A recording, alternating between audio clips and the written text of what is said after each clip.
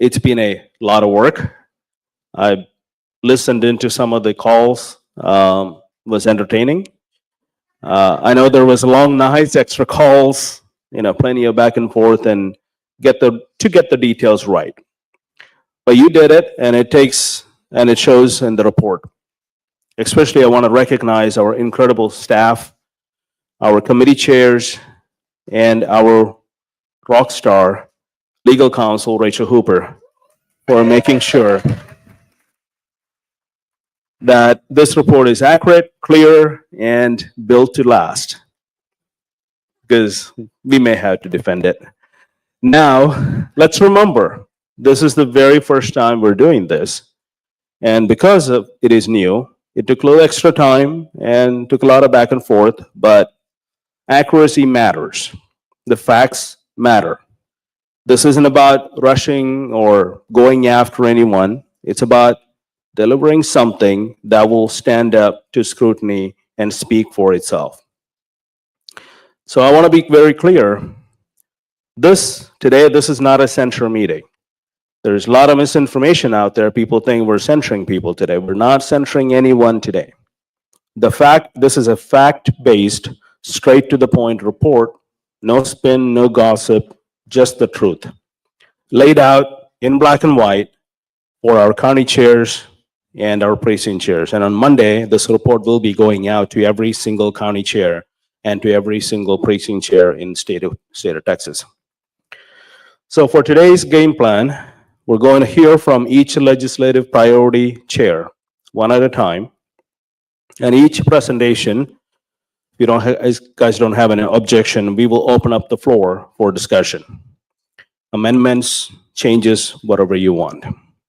Once we lock in that section, we move on to the next session. At the very end, we will take the whole report and adopt it as a whole. Now, I'm not expecting this meeting to run all the way to 4 o'clock. But we can be here. Please don't make us. While we're here, I want to give you some details so we can, what's happening as the party. Closed primaries process is moving forward, and we're going to keep pushing that until we get this across the finish line. Our 2026 victory program is already in motion. We're building a machine now so we can win in 26. On September 13th, we're holding our first campaign school at our headquarters for this cycle. And it's focused on one thing and one thing only. That is to find candidates and train them in the districts that Democrats fled to Chicago and New York and all of those places. It's not about replacing existing Republicans. It's about replacing these Democrats. We've got to get to 100 so that way we don't have to deal with this every 2 years. And one way or the other, we're going to get there. I am all in. My understanding is there is about 20 plus coalition districts in Texas House today. It doesn't have to be, like Governor said this morning. We want to start messaging that needs to be redrawn to political districts, not coalition districts. We are absolutely against DEI in Texas Republican Party, so we just don't need DEI districts either. So let's work on that.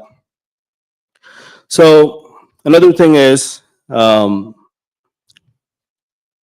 we're not stopping here. We want to have another campaign school in Houston area and want to focus primarily on judicial candidates. There are 62 judicial races that are up for re-election in 26 in Harris County alone. And the last time, we did not have candidates for most of those places. We want to find good people to run against these Democrats so we can get a bunch of them replaced. So that's our goal for the next few weeks. And again, today, it's about facts, it's about transparency, it's about accountability. Most of you were at the governor's mansion this morning. I was very surprised and very happy to see our speaker there as well. Let's work together. We don't always agree, as you guys know, But this, I believe, this is a good start. They had a really good session in 89, the session comparing to when former speaker was in charge. It's a, it's a very low bar, uh, but they did a good job, right? In this special session, every item on the call is very conservative item, a conservative agenda that we can all get behind. And banning taxpayer-funded lobbying is one of our top priorities that is on the call. And these Democrats, what they're doing is absolutely crazy, and they're going to pay for it. So today, I just wanted to tell everyone, let's keep this very factual, very transparent in whatever we do today. And the report was given to you guys yesterday, was on the digital folder. I hope you guys were able to read it. Hope some of you were able to attend the committee meetings. So we'll get started. So with that, I wanted to invite our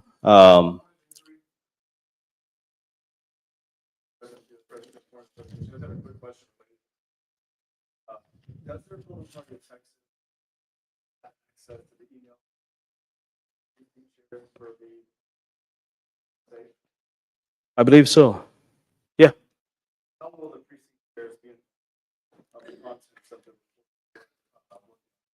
We'll be sending an email out to them. And we will make this in a Google Doc shareable. It's really not a private document. It will go out. Anyone can see it, even Democrats. I don't have a problem. Follow-up question. Should the sheriff point of view, should SREC members access to that same contact information? I need to figure that out. I don't know the answer to it. I can get you some information on that. Yeah. With that, I'd like to recognize our legal counsel, Rachel Hooper, to report on the general counsel.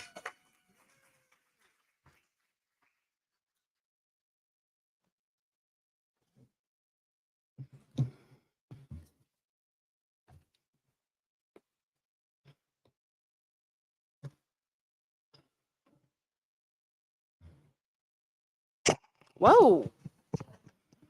I'm getting old, so, you know.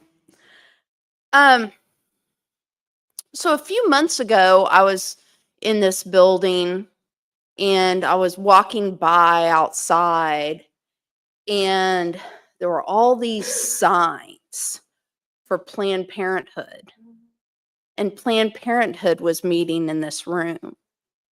And I said, excuse me, if they can meet in this room, we should be meeting in this room. So to begin, some people are wondering, why are we at the Capitol today? Because this is our room. We can. Because we can. Hashtag. And hashtag because they do. So I want to review some things before we get started today. And, but Jeremy, let me go to some of the things you just said. So first of all, I don't know if we have the precinct chair information or not, but some county parties are not giving us what we need. So that needs to, we all need to work together, and you should have access to your people, but we're live. I mean, people can pay attention if they want to, and if they don't want to, I mean, we have a lot of guests here, I see. So if people want to pay attention to what we're doing, they should. If they don't, then that's fine.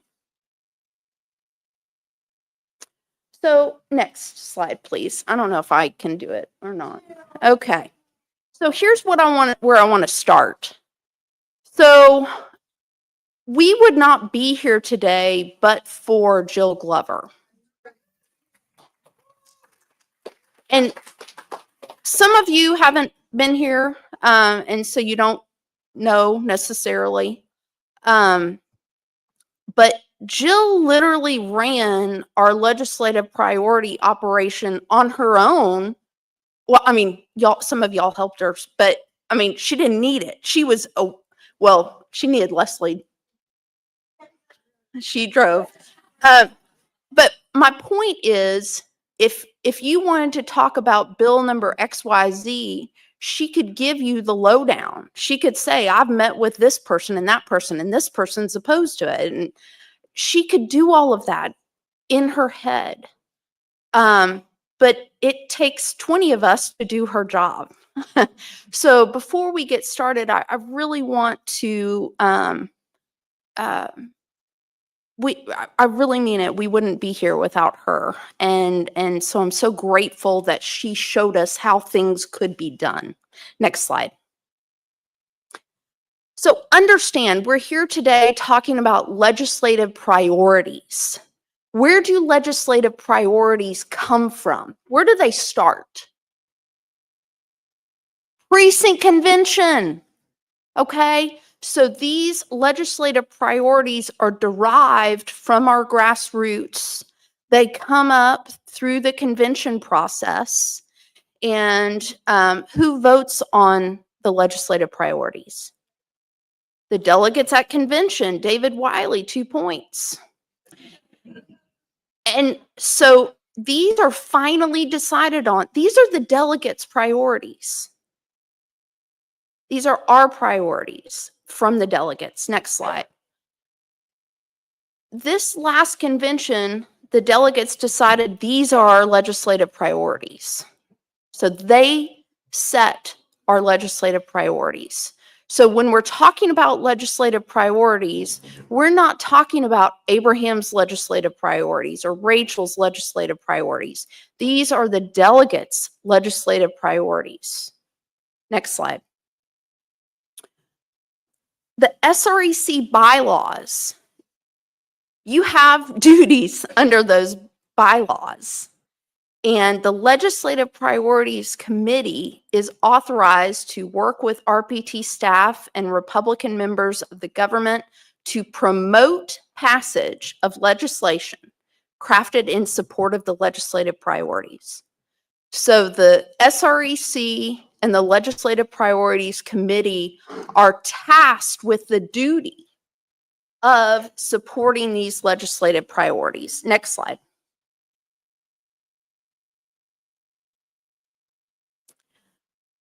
Let's go back to the purpose of the SREC. So in the bylaws that y'all adopted, it talks about what the purpose of the SREC is. I think some people, I've heard concerns. One day I'm a rhino, one day I'm a Christian nationalist, who knows? So the people are concerned about, what are y'all doing? What are you doing? It's your job to promote the legislative priorities and then report on them, okay? So we have not ever done this task force before, but my response to people who say, oh, you've never done that before. Yeah, we should have.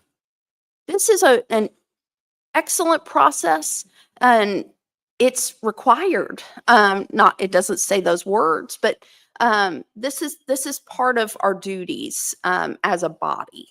Okay, next slide. RPT Rule 34C. And where did the rules come from? The delegates at convention. So the convention delegates decide on how the legislative priorities are voted on. And I wanted to point out the second to last paragraph, or second to last sentence. The SREC shall expend reasonable party resources to promote passage of legislation crafted in support of these priorities. Raise your hand if you were on the Legislative Priorities Committee. How many hours do you think that y'all expended working to support these legislative priorities? 5,000. 24/7. Exactly. Yeah, we know. 24/7. So we have worked really hard. Y'all have worked really hard. And I don't know if y'all saw last Friday, Leslie and Jerry in the front row at the redistricting hearing, and they and Al Green was there, and Jasmine, and so that was fun. Next slide. Okay. So I know, here's the biggie. So we're not here today to censure, to consider a censure, but I want to highlight how legislative priorities play into Rule 44. So it says, and you can go to the next slide, 3 or more, and I wrote several just to be cute because I thought it was funny, but that's my words. 3 or more actions taken during the office holder's current term in opposition to the legislative priorities. So that's what we're going to be talking about here today, is not only what actions happened in opposition to our legislative priorities, but what happened in a good way, okay? Next slide. Yeah, that's what we're seeing right now. And I get it. I get it. But I want you to think about this as we go into this process, because you are the leadership of our party, and a lot of people are looking to you, and you have an opportunity to lead as you have been. Next slide. Last convention, we added a penalty. What is that penalty? Removal from ballot. My goodness. Oh boy. Why did we do that? I mean, I can tell you why I did that. And I voted for it in committee. I voted for it on the floor. And because we saw the impeachment of our duly elected Attorney General. So sometimes there's acts that are so bad that you need the death penalty. I am a former prosecutor for 12 years. I understand penalties. I understand punishment. And that is what is contemplated in Rule 44, penalties. There's different levels. And so I wanted you to understand where I'm coming from on the ultimate penalty and who and when that should be applied. That is up to you. But we don't give the death penalty for a traffic violation in Texas. In Louisiana, yeah, but no, we don't. So it's a process, and let's consider it. Next slide. So where have we been? Who has been censured? Joe Strauss in 2018 was censured. Next slide. Byron Cook was censured in 2018. Brandon Waltons, you were on the slide. Next slide. Tony Gonzalez was censured in 2023. What happened to him? Oh, I guess, hold on. What happened to Joe Strauss? Yeah, bye-bye. What happened to Byron Cook? Gone. What happened to Tony Gonzalez? Real close race. Real close race. Next slide. Andrew Murr, 2023. What happened to him? He's gone. Dade Phelan. Next slide. 2024.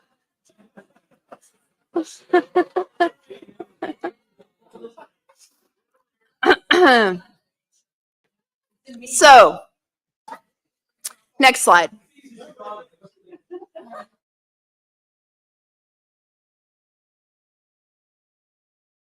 And I feel like I'm uniquely positioned to speak to that and hopefully provide guidance to you on that, because in my work life, in my real life, I mean, this is real too, but in my real life, I mean, there have been plenty of people on the other side of the V from me that I detest.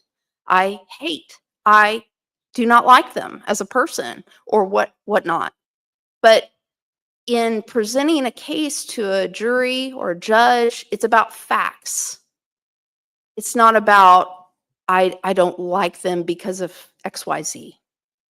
So that is what this process is about. It is about facts, not feelings. And so anytime we're talking, and please check me, anytime we're talking about feelings or we like this person or we don't like this person, there is not one legislator who agrees 100% with what I agree with.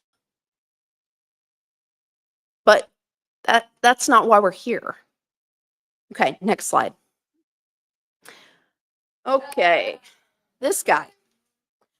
What happened to him? Boy, Katrina Pearson did great last Friday. She did great. Yeah. So, sad. I've heard a lot of things. I hear a lot. And there's people out there giving us the finger. And people out there, the SREC, they're a bunch of idiots. They don't know what they're doing. They're Christian nationalists. And then there's other people, they're rhinos. They haven't removed everyone from the ballot. So who cares what somebody like this says about you? I mean, that is not what did I just say? Facts, not feelings.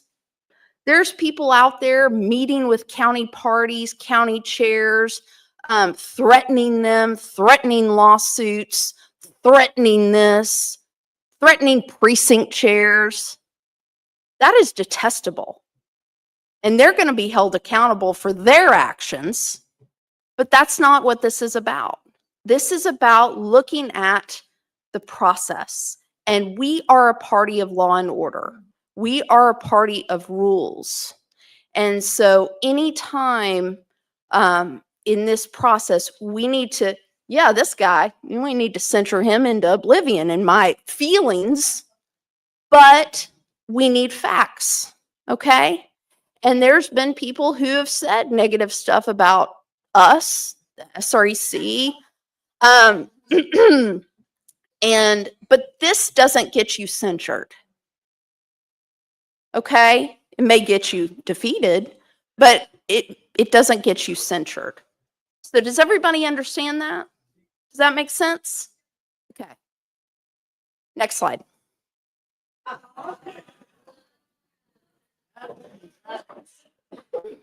We have a unique opportunity. And I am just your legal counsel, and I'm so grateful y'all allow me to do that. I take this job very seriously, and I want to provide good guidance to you.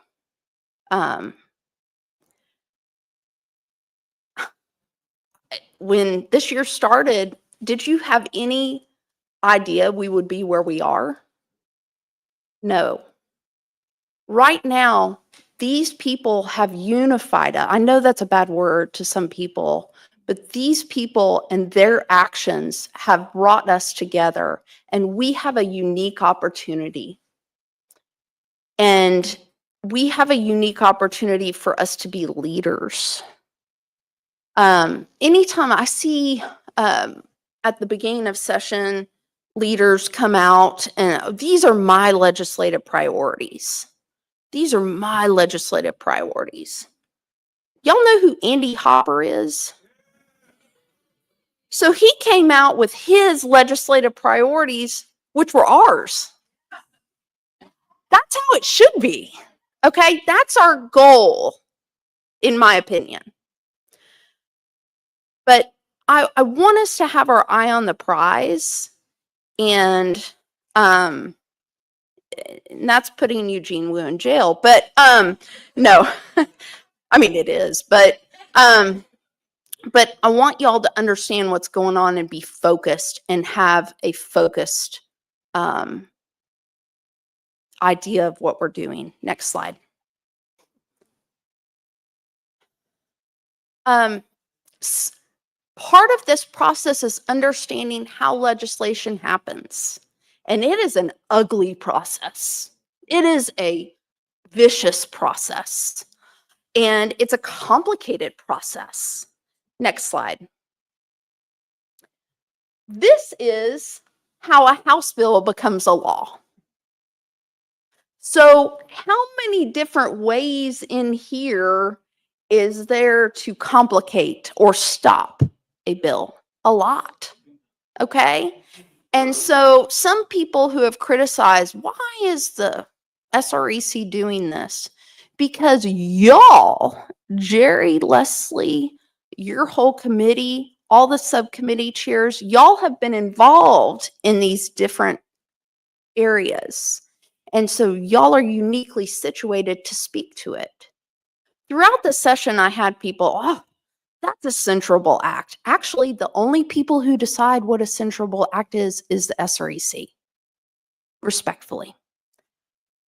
But we need to communicate how a certain bill was treated, and you know that. And that's what this process is about, is communicating what you know. Next slide. This is how a Senate bill becomes a law, because that's different than how a House bill becomes a law. So again, this is a very complicated process, and part of it is if we're wrong on something, if we are missing something, now's the time to communicate and let's work it out. Let's think it through. Hey, that bill, that was held up because of this reason. It's okay. It's healthy to have debate. Okay? Next slide. I got this in the mail the other day. Did y'all get this? I thought I was special. I thought it was a birthday present. Dan Patrick, the most successful session in Texas history. Conservative principles and values prevail.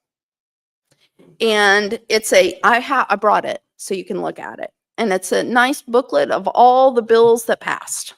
Well, not all, but a lot of the bills that are his priorities. So part of this process is looking at bills that succeeded. Did y'all have any bills that succeeded that you liked? Yeah. Okay. And so that's going to be part of this process. Last slide. Thank you.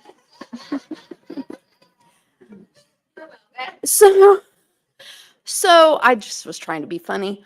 Thank you for your time this morning.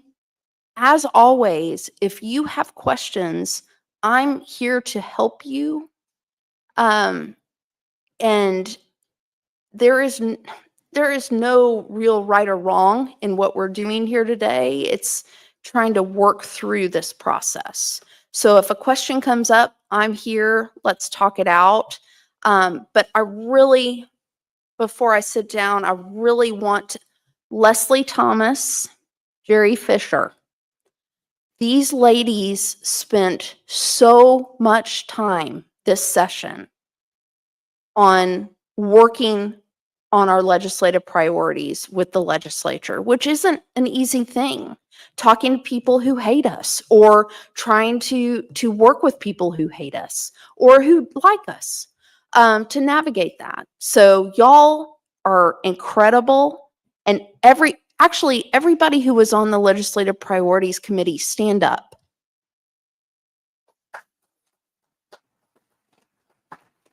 Okay. And then, hold on. And then we had, what the task force added some people. So now the task force stand up. Okay. How much time do you think y'all spent in the task force? A lot. So there's a lot to deal with, a lot to navigate here.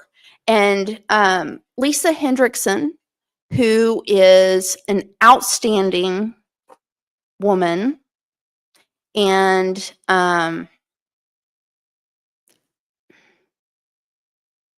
Jill would be so proud of you ladies, and all of you. And so thank you for caring. Thank you for caring. And we're going to have a good day. We're going to have a fun day. And that's Lisa. You're up.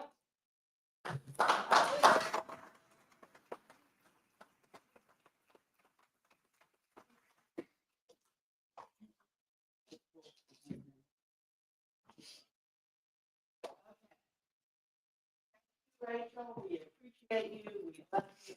And this is a special day.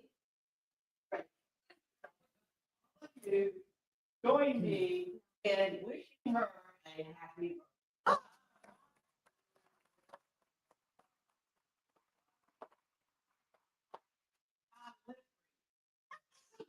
I live so y'all can help me and sing her.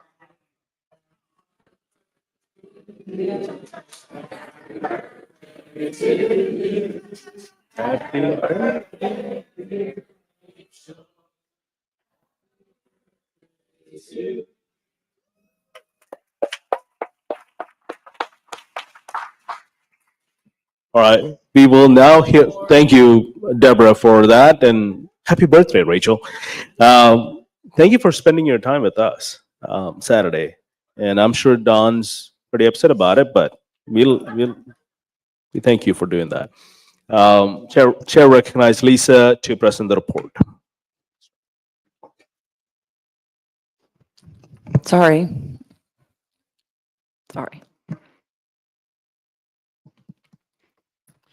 Good morning. Okay. First and foremost, it was great to have Rachel go first because I'm like, I don't have to talk about that. I don't have to talk about that. Okay. So this got shorter and shorter as Rachel prepared. So first and foremost, in that regard, thank you to Abraham George and Michael Kavanaugh.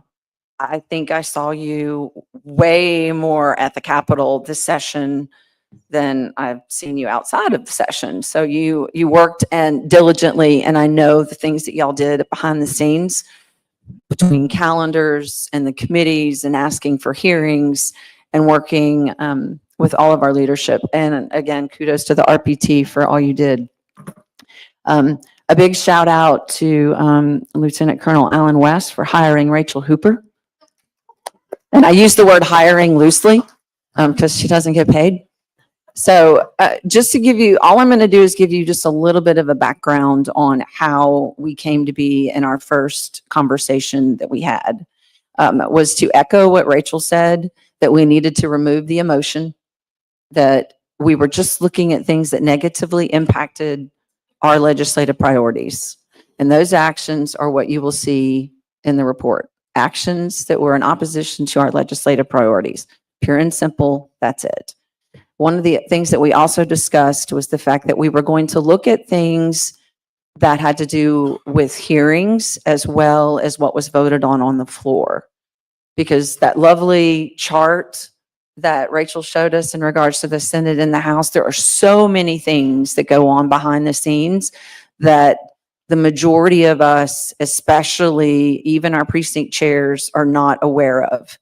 And we laid the groundwork firmly for the fact that if you can't prove it, i.e. a fact, we're not going to make any actionable items on anything that you cannot prove.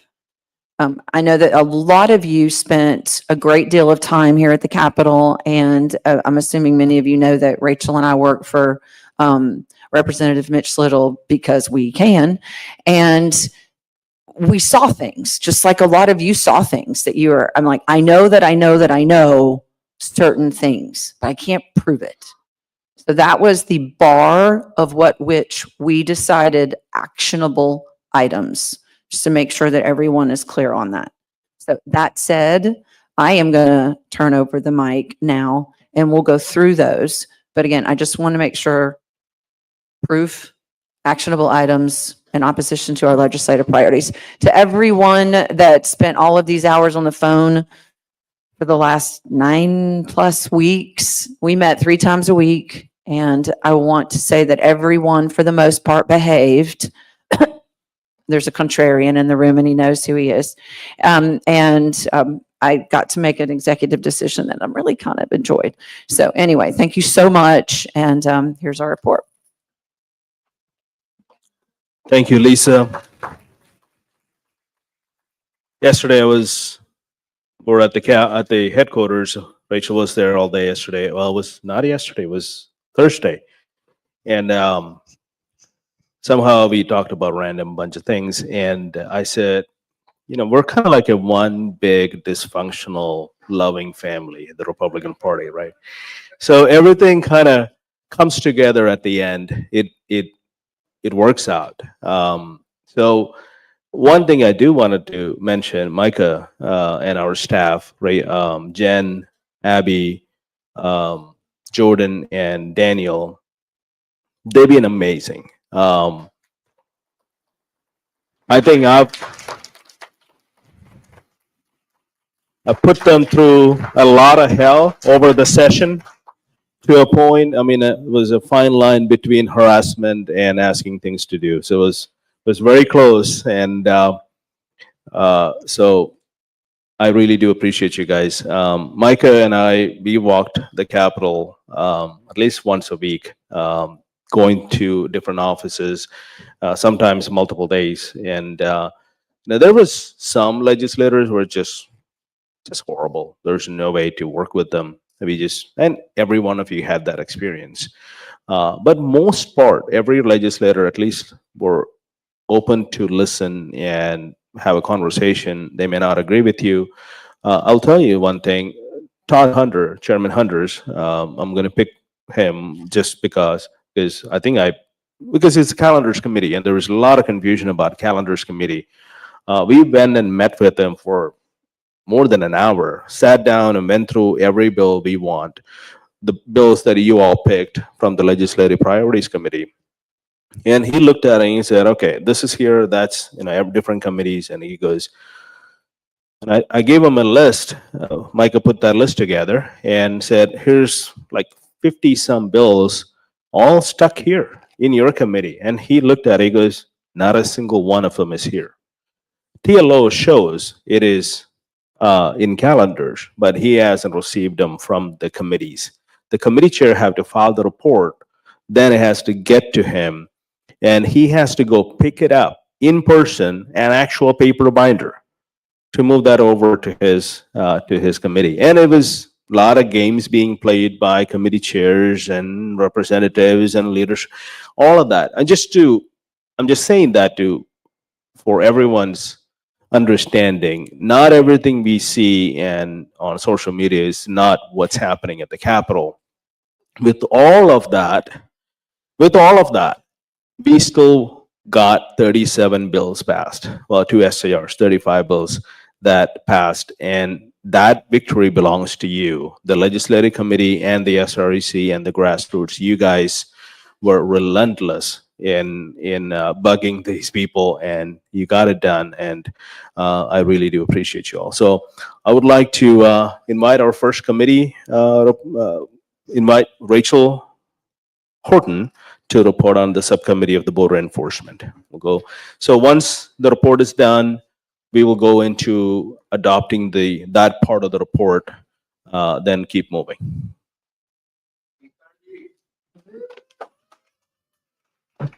All right.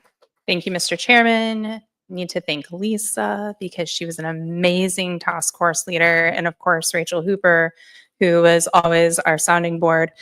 For border enforcement, I am quickly going to sort of fly through what I submitted yesterday. That, was basically our report. And I do want to also note that these bills, yes, the chairman is very correct in that the methods for walking a bill from one committee to the next is things get lost in the process. So I'm going to read through this. We have X number of bills. Most of them did fail. 6 of them ended up dying in state affairs. So I'm going to go through this very quickly, and I guess we'll adopt each individual report as we go along.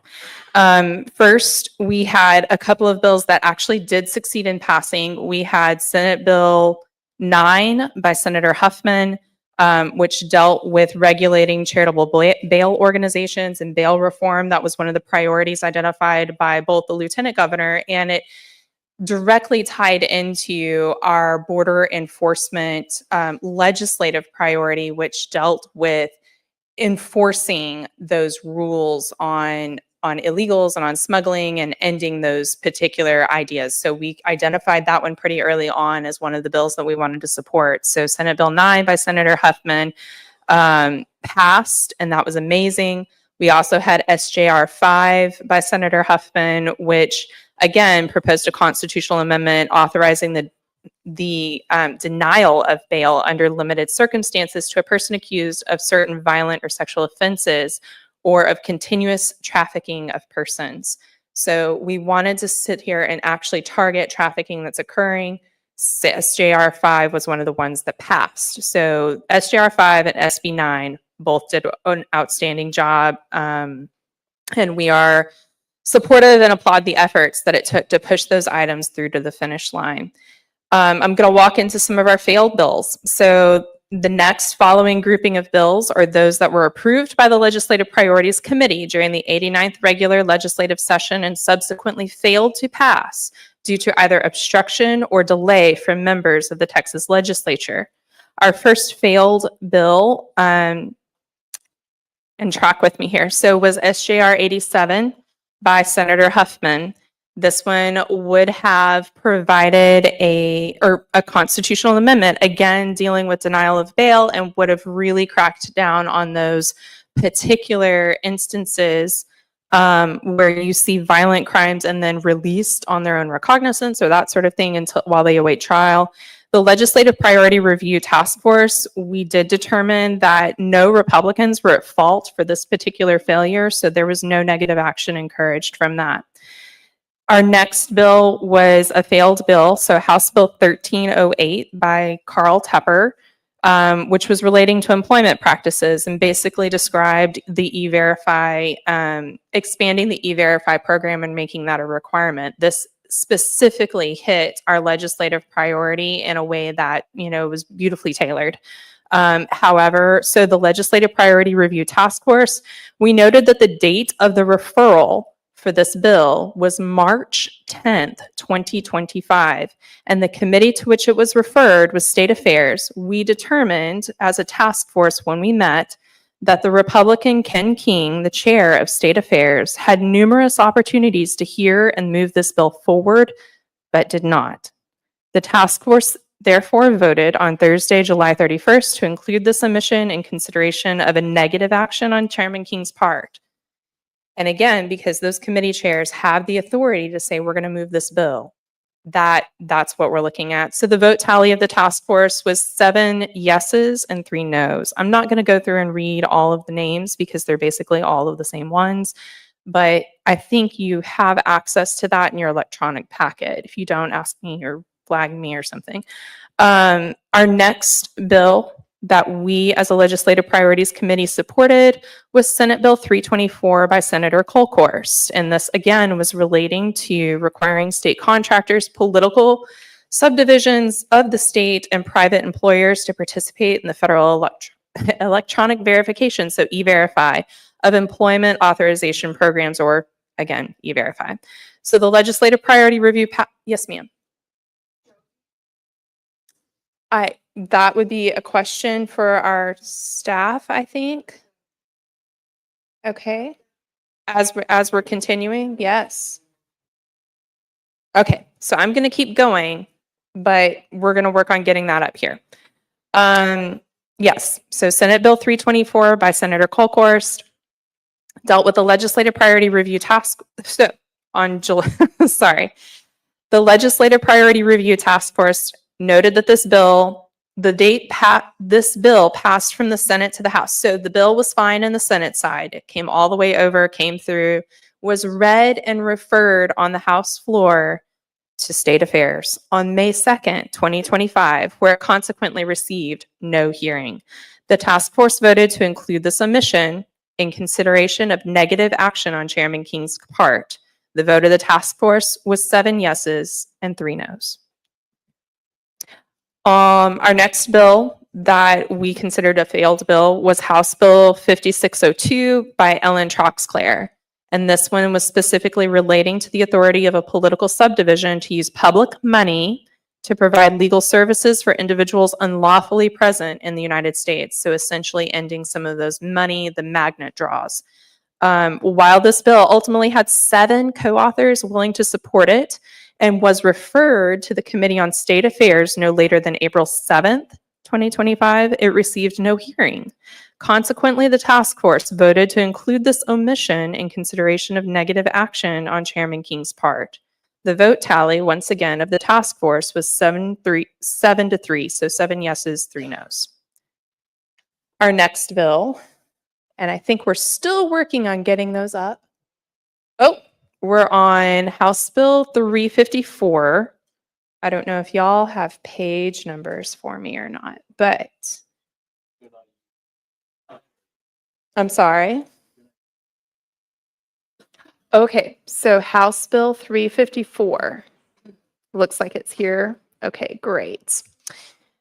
So House Bill 354 by Chairman Kane was relating to the measures to ensure the safety. Yes, ma'am.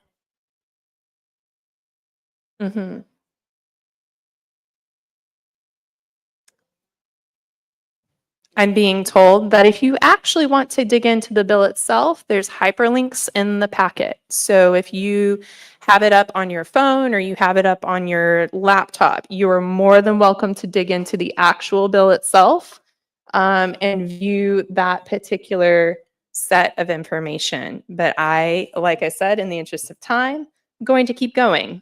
All right. So House Bill 354 by Representative Kane was another of our bills that the Legislative Priorities Committee supported, but it failed.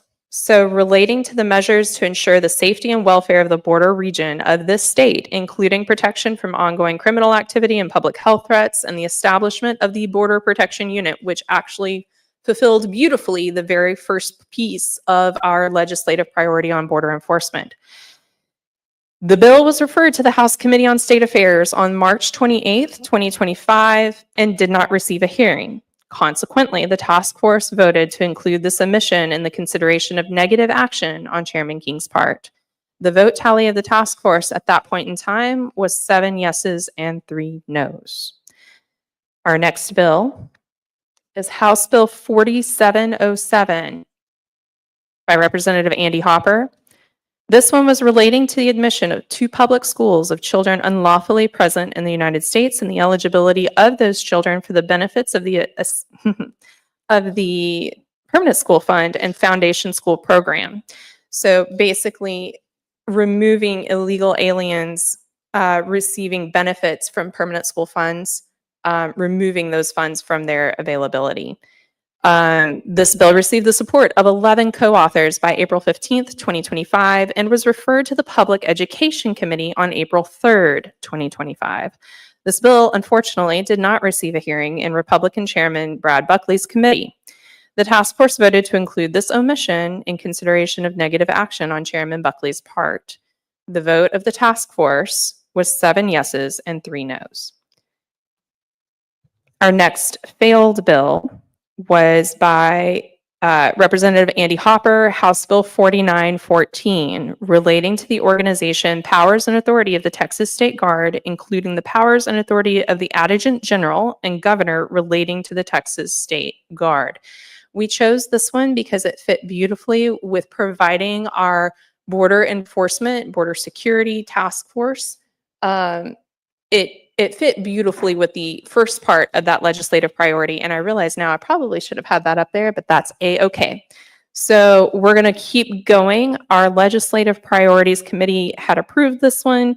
The bill received a hearing in State Affairs on April 30th, 2025, but never received a vote out of the committee.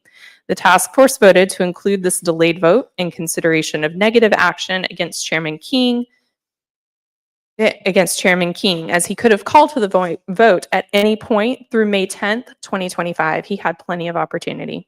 The vote tally of the task force was 7 yeses and 3 nos. Our next failed bill is House Bill 4745 by Mike Alcott. This one was relating to the prohibited use of public money to pay the costs of providing public benefits to certain persons. This particular bill deals again with removing the magnets, something that our legislative priority exclusively addressed. While this bill was referred to the committee on March 14th, 2025, the bill was never heard in State Affairs. The task force voted to include this omission in consideration of negative action on Chairman King's part. The vote tally of the task force was 7 yeses and 3 nos. That pretty much concludes the bills themselves. I did want to add that it is worth noting that the Committee on State Affairs posted notices of public hearings from March 5th all the way through May 10th. It is also worth noting that during that time, there were 657 bills referred to this committee, with 186 ultimately being sent to the House Committee on Calendars. In short, no fewer than 6 unique border enforcement bills died in this committee. This concludes the report for border enforcement, and I believe I'm turning the mic over to the chairman. Thank you. Thank you, Rachel Horton. Yes, sir.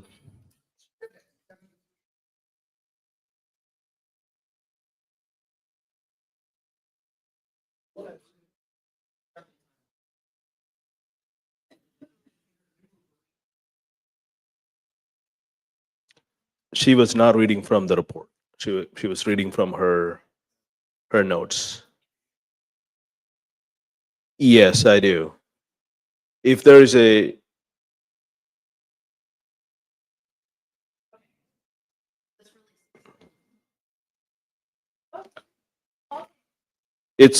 we took it from her spreadsheet, so we're going with the report unless there is any correction from you. You can look through it and let us know. We're going with the report for the time being. All right. So you heard the report of the subcommittee, and are there any debate on the recommendations of this report? This part of the report. Give me 1 second.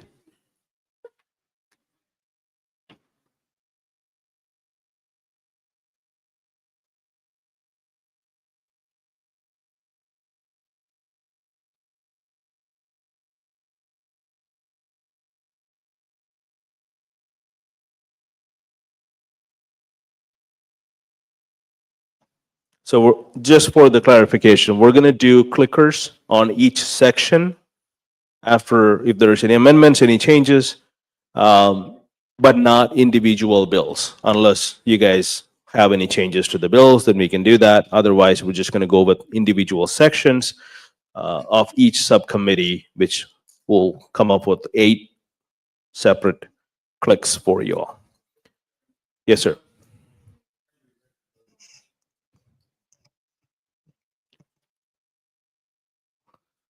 The committee report.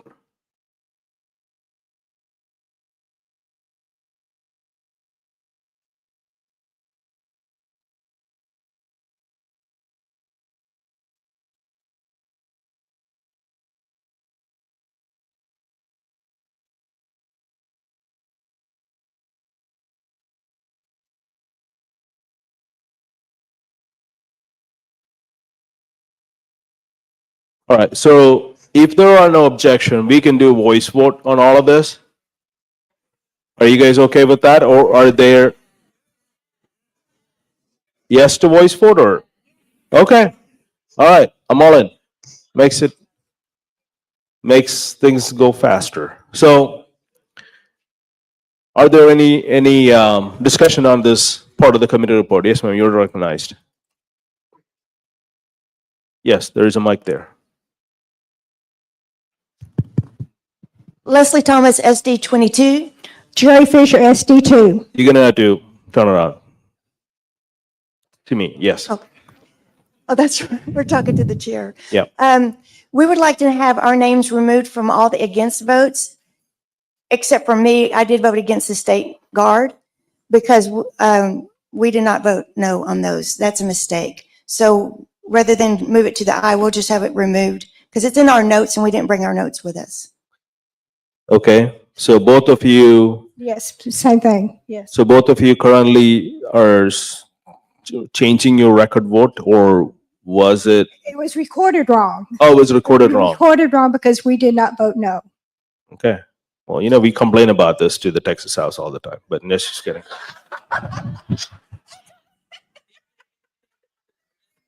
No, just kidding, just kidding. All right, we'll make that amendments. Jerry and Leslie's ballot will show as they've supported on those bills. Say it. Okay, can you let Lisa know specifically on which ones so we can make that amendment? Yes, sir.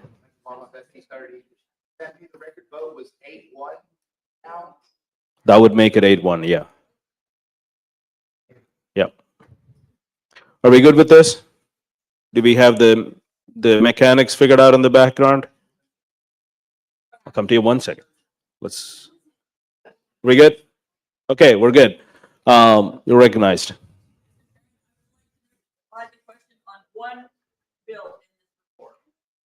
Okay, we have a motion to divide the question in one bill.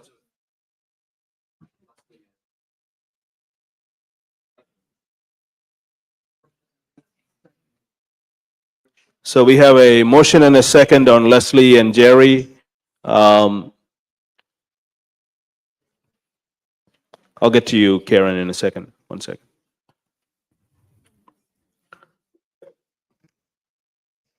On all of them, except for one, is that right?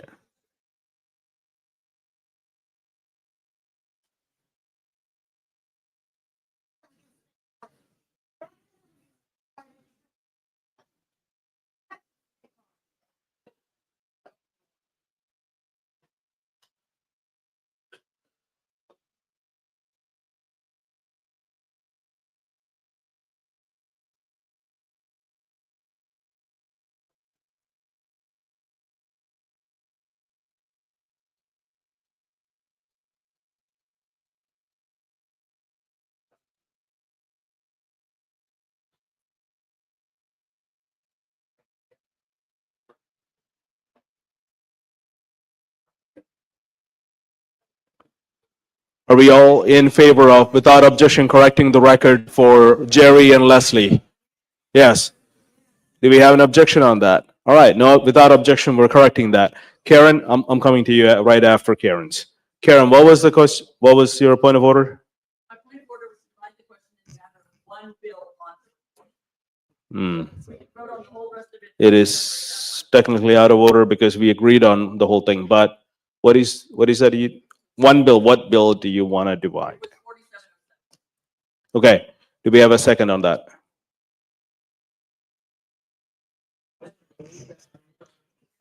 Karen's motion is to divide the question on 4707. Vote on it separately.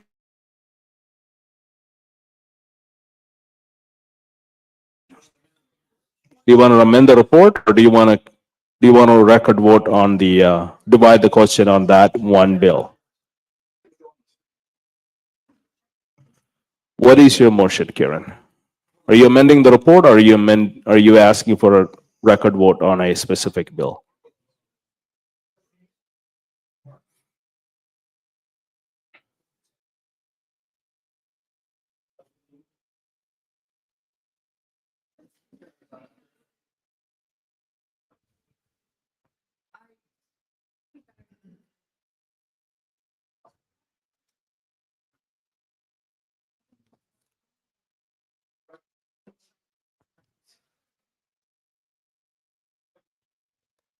Okay, since I cannot figure out what the motion is, I'm going to the next person. Once you have that figured out, you're recognized, ma'am.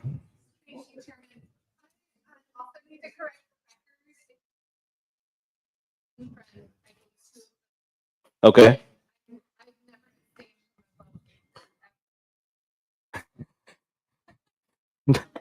Sorry, didn't mean to laugh.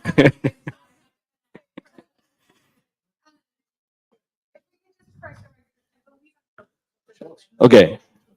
Is there any objection to correcting the record on Kristen Bentley's vote on from changing from abstain to yes? Okay. Are there any objection to that? Without any objection, we're correcting the record. Thank you, ma'am. Karen, are we good on the motion, or do you? I wish to amend the report to remove HB 4707 from it. Okay. Karen Marshall, do we have a second? We have a second from Orlando. HB 4707. She's making a motion to remove HB 4707 from the report. Yes, ma'am. All right, so this one would be, what? Hey, what do you know? I would like to remove this because I don't want this to be a strike against Buckley. I don't hold it against him that he did not hear this. I will say there was one author. He didn't try to get any co-authors and he didn't request a hearing. So that's not putting a lot of effort into it. We all have the suspicion that there's legislators who say, oh yeah, I filed your bill. They do nothing about it. So I don't know that a lot of effort was put into this one. And I don't think it should be held against Buckley because each one of these is going to be notified that, oh, you have a strike against you. This was provided as strike one of a censure, potentially. And this does not warrant that, especially since there was in question, I'm sure that a lot of them took Plylord v. Doe into account. That's the Supreme Court case in 1982, which said states cannot constitutionally deny students a free public education on account of being undocumented immigrants. Okay. So that was a can of worms. So I would like this to be removed from the report. All right. Is there an opposition to the committee chair? Mr. Chairman, Rachel Horton, SD 30, and Border Enforcement Subcommittee Chair. We had this agreement during the legislative session. So the bill itself is a legislative priority. And because it was a legislative priority, we included it in this report. And as such, we held Chairman Buckley to the same standards that we held Chairman King to and every other bill that received referral or commitment to a particular committee. Holding Chairman Buckley to another set of standards because a certain bill came to his committee and, oh, well, you know, that's not what we're trying to do here. We're trying to just ascertain the facts, and the facts are the bill was a legislative priority, it came to his committee, and there it died. Okay. Thank you. Anyone for the motion? Rolando, you're recognized. And I actually voted in task force, but I've changed my position after listening to Karen. There is a difference when a committee chair kills a bill that has multiple co-authors, that has a lot of movement and momentum behind it and a lot of effort behind it, versus not hearing a bill that has no co-authors and if there was no effort behind it. Committees hear tons and tons and tons of bills, so committee chairs have to be discerning. And again, let's be clear what we are doing here. We are saying this is one violation for Brad Buckley and could be grounds for denying him ballot access. So let's really think hard, and we have to really scrutinize this and be 100% sure before we count something as a violation. Thank you. Anyone against the motion?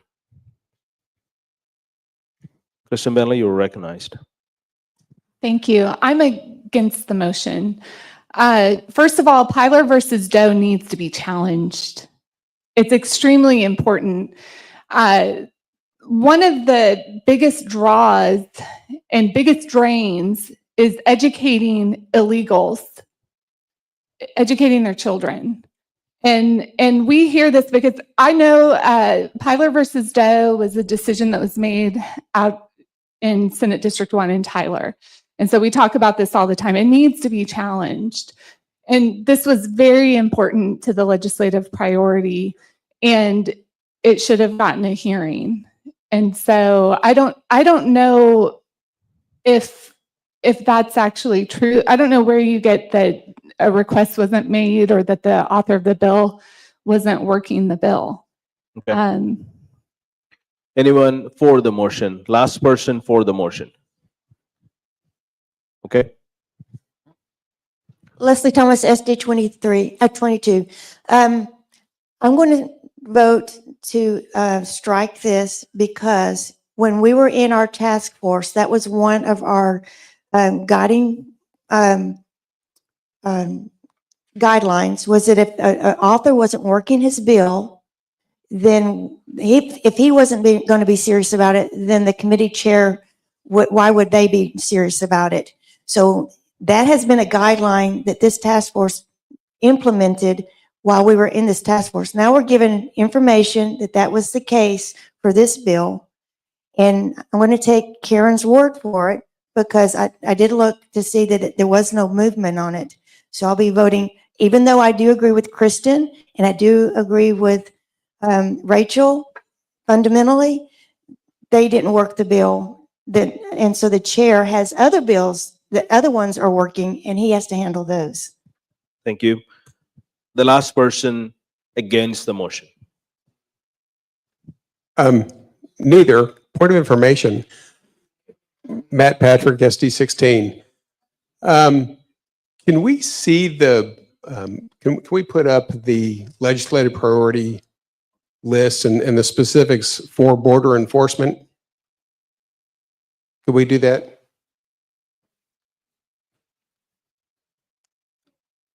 What is your, get to the So point. my question is, I mean, to me, this sounds, coming from a platform perspective, to me, this sounds like it's an education issue. And while I understand how it's important as Your a point of magnet, order, sir. yes, it's not a point of order, it's a point of information. I'm trying to see what our legislative priority for border enforcement actually says, and does it specifically talk about this issue? So is it tied in? Public services and public schools. Okay, all right, good, thank you. That was my question. Okay, last person to speak against the motion. The line's a I have little a squiggly. point of information. Can I do that?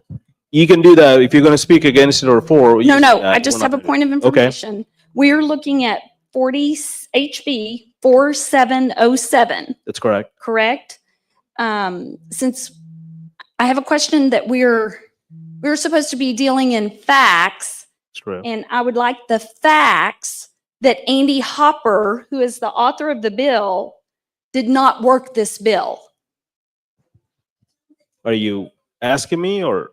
Well, I mean, facts. Okay. What? Co-authors. I mean, co-authors are 1, 2, 3, 4, 5, 6, 7, 8, 9, 10, 11, 12 co-authors. Okay. And the author of, and Andy Hopper is the author of the bill. And so my, Then I take. So there were co-authors to the bill and the author did work the bill. Okay, I withdraw my motion. thank you. So without objection, can we move forward with the committee report? All in favor of accepting the committee report as it is, please say aye. All in opposition, please say nay. Only SREC members. If you're not a member, please don't vote, cast a ballot on this. Otherwise, we may have to go to clickers. All in favor, please say aye. All opposed, please say nay. Okay, I need to see who is the aye. Can you stand for a second?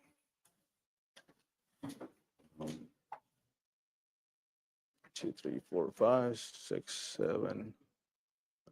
3, 4, 5, 6, 7, 8, 9, 10, 11, 12, 14, 15, 16, 17, 18, 19, 20, 21, 22, 23, 24, 25, 26, 29, 30, 31, 32, 33, 34. The ayes have it. The report, subcommittee report is accepted. Recognize Chairman Andy Eller for the subcommittee report for secure the election.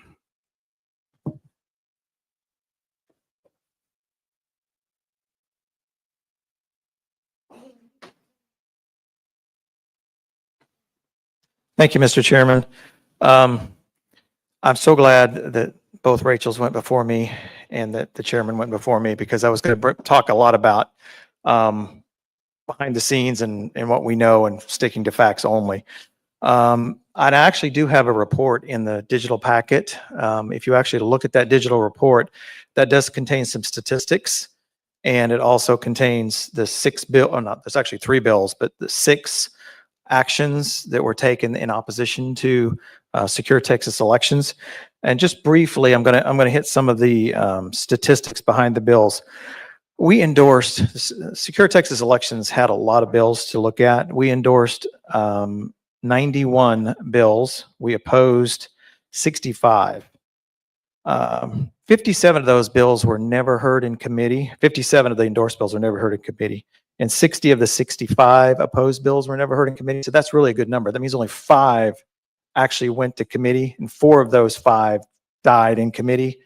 1 of those did come out, but it died on the House floor, thankfully. And that's one of them we're going to talk about in a minute, and that's HB 2442. Those that we did endorse, 57 that were never heard in committee. We did work very closely with all the committees, all the state representatives, and sticking to facts only. We know that in a lot of cases, they cannot hear every single bill that comes out. But they could hear the bills that we asked for, and they heard the high-end ones that we asked for. So you'll see that a lot of those did get heard. None of those died in committee. None of those died in House calendars, but 4 of those died on the House floor. Now I'll explain those 4 that died on the House floor. They died. I know you heard the term, we just ran out of time. And in this case, they actually did just run out of time. They were very late bills getting through. They got onto the floor very far down on the calendar. And in fact, in a couple of instances, the bill author, during a point of order, basically killed the bill on purpose. And we talked to the bill authors. They did that on purpose because there were other higher important bills down the calendar, and they didn't want to spend an hour on the floor on a point of order that would kill some of our higher bills. And so we did agree with that and had no issues.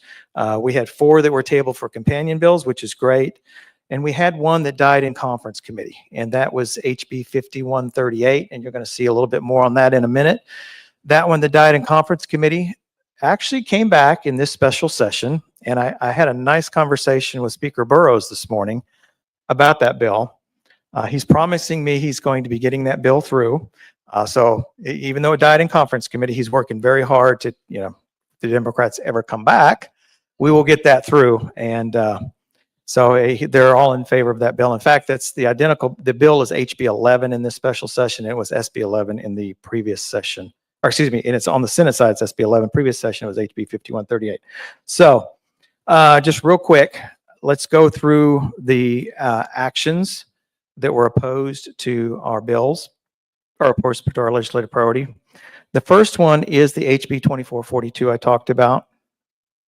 And if you want to bring that up, yeah, we can take it off of here, because this is the same information that's in the report. HB 2442. We had 2 office holders, Shaheen and Wilson, both voted for this bill that we opposed in committee. They voted it out of committee. And we did not want that bill out of committee.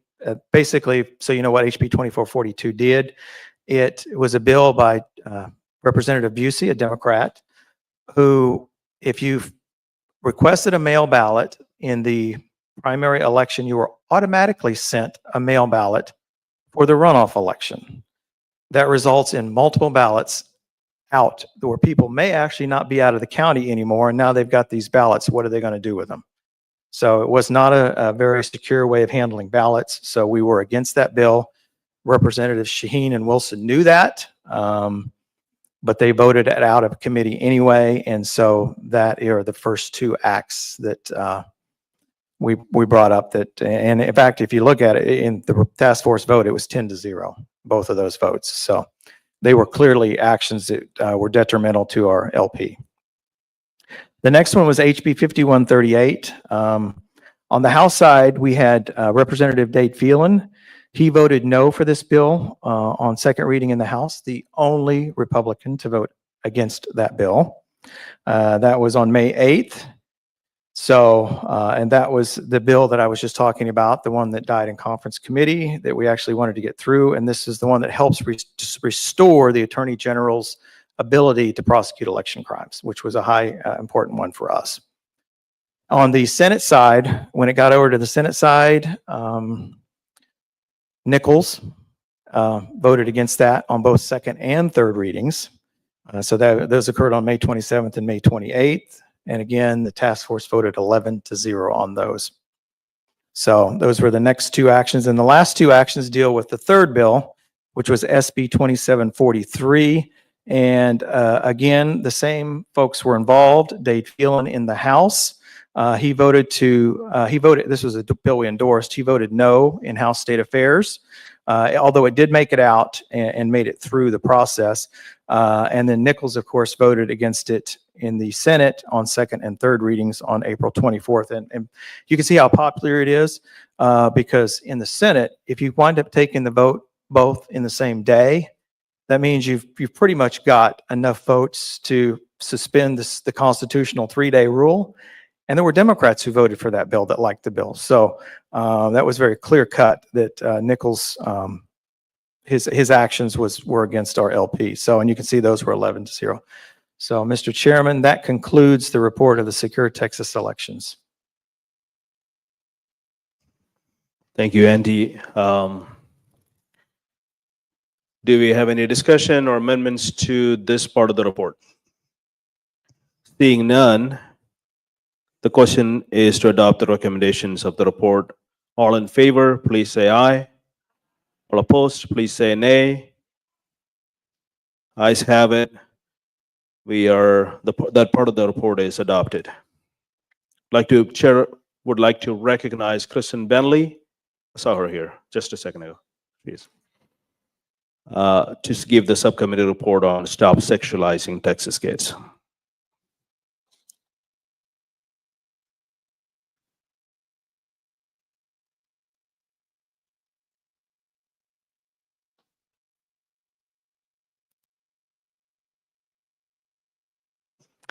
Hi, everybody. I just want to say, I know for a minute, Jill Glover, I love that Rachel brought up Jill Glover today. And I met Jill in the 87th session when she was working on banning pediatric gender modification and became close to her through that and over the years. And she was such a mentor to me. And it's just a huge honor to lead the legislative priority for Stop Sexualizing Texas Kids. I've done it now for 2 sessions in a row in both the 88th and the 89th. It is for those of us who work on the subcommittee, I mean, it is just such a labor of love because we love our children and our grandchildren or potential grandchildren. And so it's amazing to see the progress of this legislative priority over 2 sessions. And I often think of Jill, I think of her during the session and ask myself, what would Jill do? I think there are many of us who do that. And one of the things I think Jill would say about this session with regard to protecting children and the priority for Stop Sexualizing Texas Kids is that the quality of the bills that we passed, and there were 7 of them, the 7 victories that you have in your report, the quality was incredible. And so I'm very pleased to be able to talk about those first. We had, as I said, 7 bills that passed that addressed our priority. We actually had over 100 that were filed. We had 59 that the party endorsed.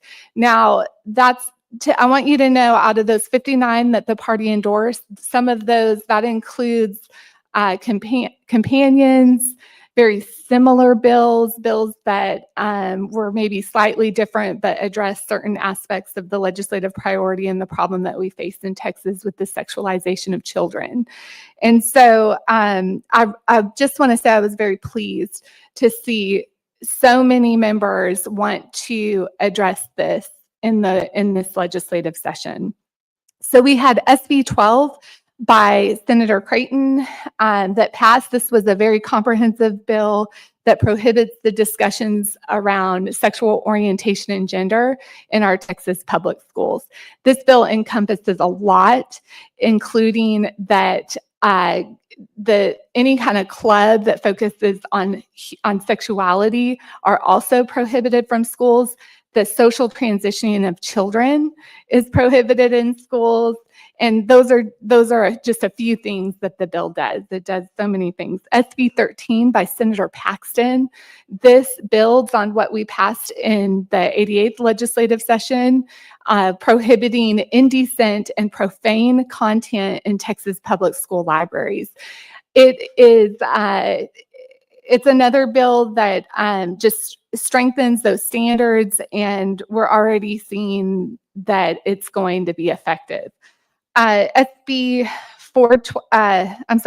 20. This is a very important bill by Senator Flores that creates a criminal penalty for digitally created child pornographic images. And so that would include cartoon drawings as well. This is very important with moving forward. SB 412 by Senator Middleton. This is the bill that says in Texas there's no longer ever a reason to give a child porn, and there is never a reason to have a child perform sexually for an adult. For 52 years, we gave affirmative defenses for those horrible acts, and no longer in Texas is that allowed. Amen. Yes. And I really don't have to ask y'all again, is there ever a reason? And here you shout no to me. SB 2420, this is also by Senator Paxton, and it relates to the regulation of obscene materials on digital devices, on phones. It gives a lot more protection there. HB 100 by Representative Terry Leo Wilson. This ensures that any materials that don't meet the criteria of standards that we have in Texas for curriculum with regard to suitability, that school districts cannot purchase them. They go on a do not purchase list, and they cannot purchase them. And we also had, last but not least, HB 4623 by Representative Mitch Little. This is the bill that creates liability, repealing governmental or sovereign immunity for school districts who are complicit, yes, complicit in the in the sexual abuse of children on their campuses, whether if they had any sort of negligence in their hiring, their employing, or their reporting of predators in our schools, they can be held liable.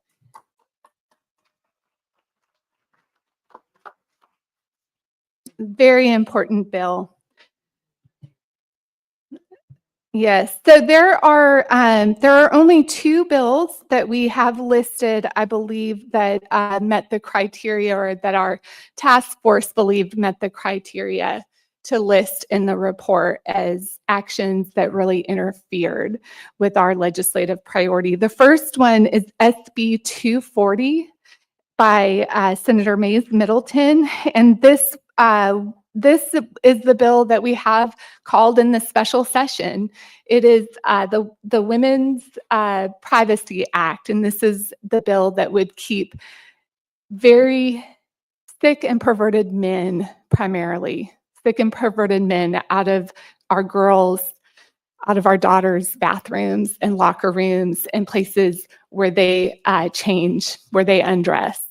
And so this was a bill that passed easily through the Senate, and there was a lot of pressure throughout the session once it got over to Senator King's State Affairs in the House. And a lot of coalition organizations got on board to put a lot of pressure to get this bill heard, and he absolutely refused to hear it. And now we have it called in the special session, which costs taxpayers money. So you can see that the task force voted, I believe it was 9-2, or is that right? Let me see. Yes, 9-2 in favor of including this as an act that interfered with our legislative priority. The next one was Mitch Little's bill, HB 4623, that I just mentioned. This bill was an absolute godsend. It was able to get out of the House, got over to the Senate, and was passed unanimously over in the Senate on the by Republicans. It actually was unanimous by the Democrats too, and then one later changed her vote. Over in the House, there were votes against it on third reading, some on second reading as well. But on third reading, there were votes against this bill by 5 Republicans, and they're listed there. You can see their names there. Rachel Hooper mentioned that this is about facts. It's not about our feelings. And I think there are some names on this list, and we like them, right? Some of the people that are on here. I know I do. But again, it's about facts. And the fact is that these members voted no on a very clear, very important legislative priority that the party endorsed for Stop Sexualizing Texas Kids. And one, they were no votes on a bill that will finally hold school districts accountable when they're negligent.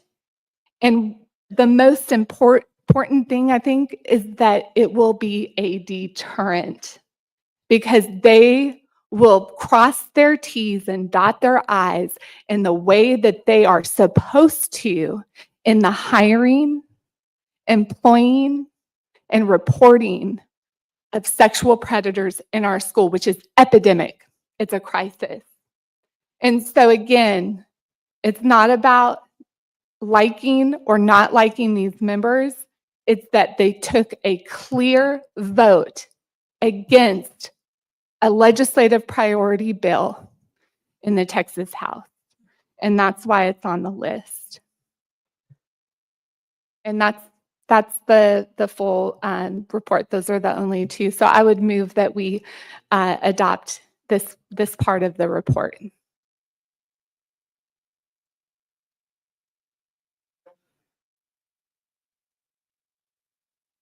Yes. 4623 passed. It was one of our important victories, and it did pass.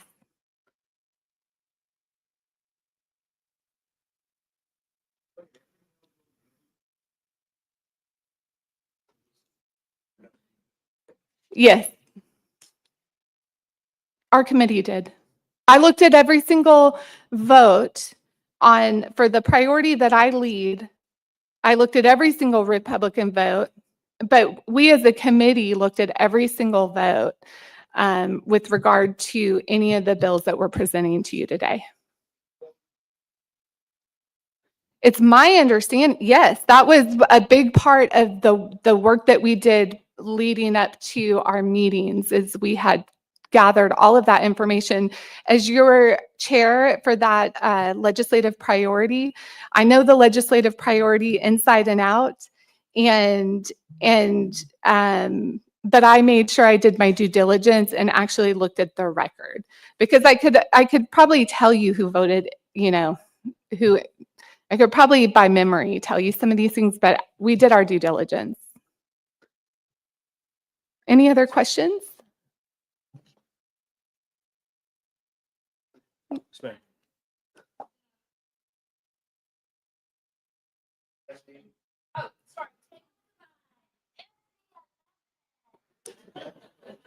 The names of the Republican names that are listed, that's only from the third reading, correct? That's not first and second readings when things are still changing. That's the third reading. That's correct. That's the third reading. Thank you. Mhm. Thank you. Yeah. Yes, ma'am.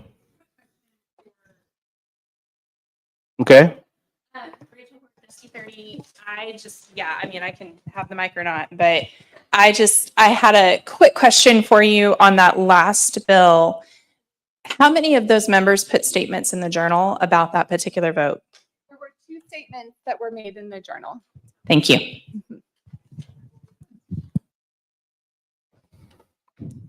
All right. Thank you. Rachel, I think this is probably the priority that every version of the Republican came together and supported, and we had a really huge win in this priority this session. So thank you, Kristen Bentley, for leading that and getting that work done, and really do appreciate it. Well, you heard the subcommittee report. Are there any debate or recommendation to this report itself? Yes, sir.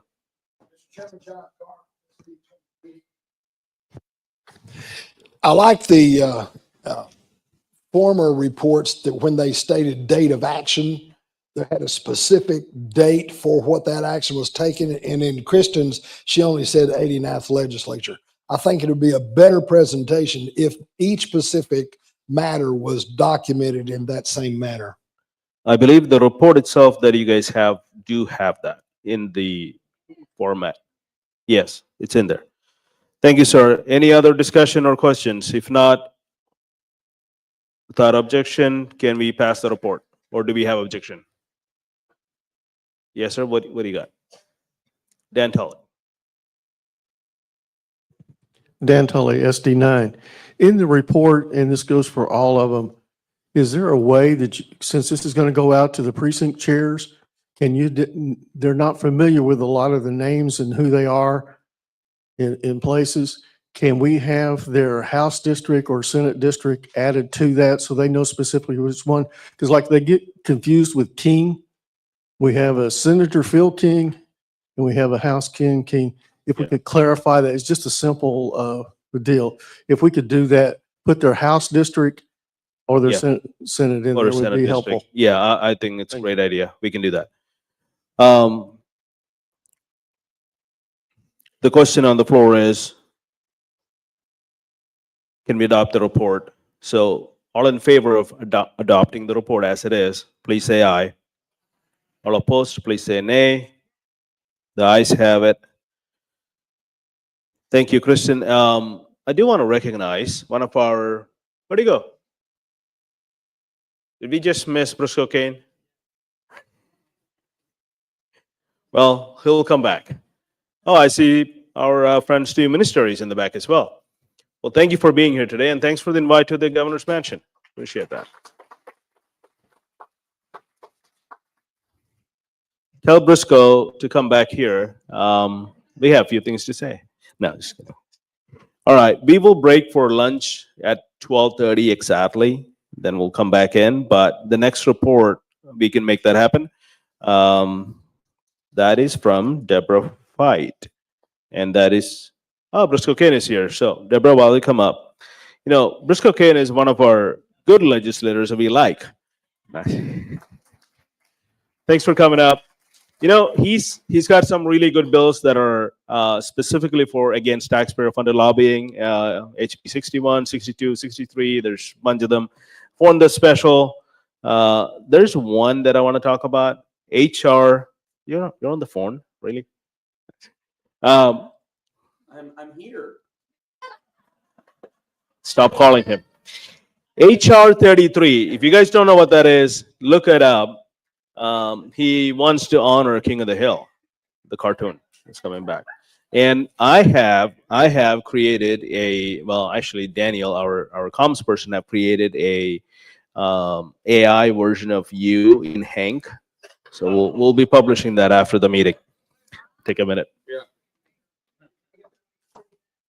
Well, you're welcome. Look, when you know you don't have a chance of actually passing any bills, you let your staff file silly things. So I know it might offend some people. I promise you, your tax dollars and time were not going to be wasted on King of the Hill resolutions. But it is fun. But what do y'all want to get done? I'm just kidding. How do y'all feel today? I'm really entertained by this. I want y'all to know a few really unique ideas about this session and may kind of gauge some opinions. I've enjoyed listening to the theories of why people may have voted no or voted yes. We took more record votes like ever before. Like, I'll explain. And I want to know what y'all think about this. This is going to be unique. Because, yeah, and reason for having a standing record vote on second reading, which is not unusual. But what's odd, though, is many of us would want to oppose it, but we kept thinking to ourselves, how many of our constituents would say, well, I want you on record more? You may say that, but there's a complexity, which is we were running to our desks far more than you would ever imagine. You're probably going to see more corrected votes or vote changes than you've ever seen before because people are standing up and having to run back. Also, you'll see those depending on where people sit. That may make sense to you. There's sometimes not malice. You might just sit really far from the bathroom, so you're the one who's going to have to miss more votes. Go figure. Or maybe you're a female that sits on the left side of the aisle, and so you have to walk way around because your bathroom's on the other side. Anyways, I just wanted to bring some unique perspective, but we took a lot more record votes. It was really, really unique for that. And I just know I couldn't rile you up because there's really not much to be happy about right now. So I wasn't going to try and do that. But hopefully we get somebody arrested soon enough. There are 3 in Houston. There's three. It just takes guts to go get them. So let's see if some people have some guts to go get them. At the same time, the news story will be, since we have the media, somebody arrested grandma. So you can see the difficulty of getting that one done. Who's going to arrest grandma? I don't know. I will. No, go. Yo. I don't know. Are questions allowed? He said no questions. I don't know. But just yell it anyways. Just do it. Just say what you want.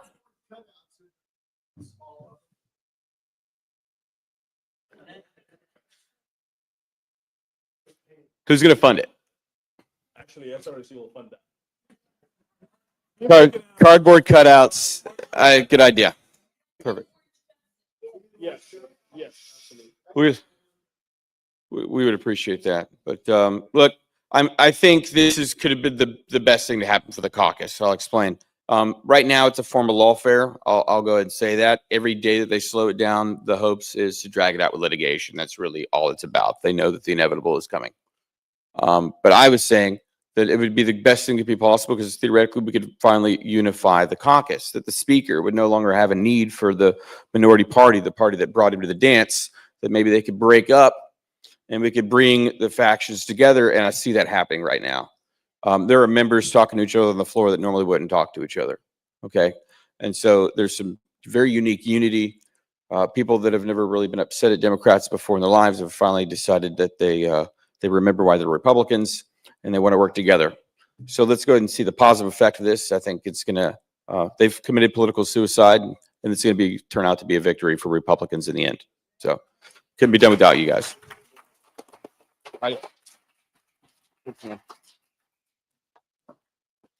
Deborah Fight, you're up.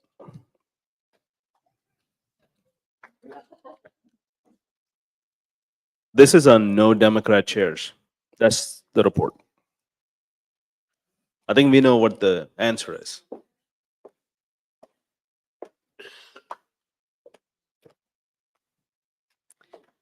Okay.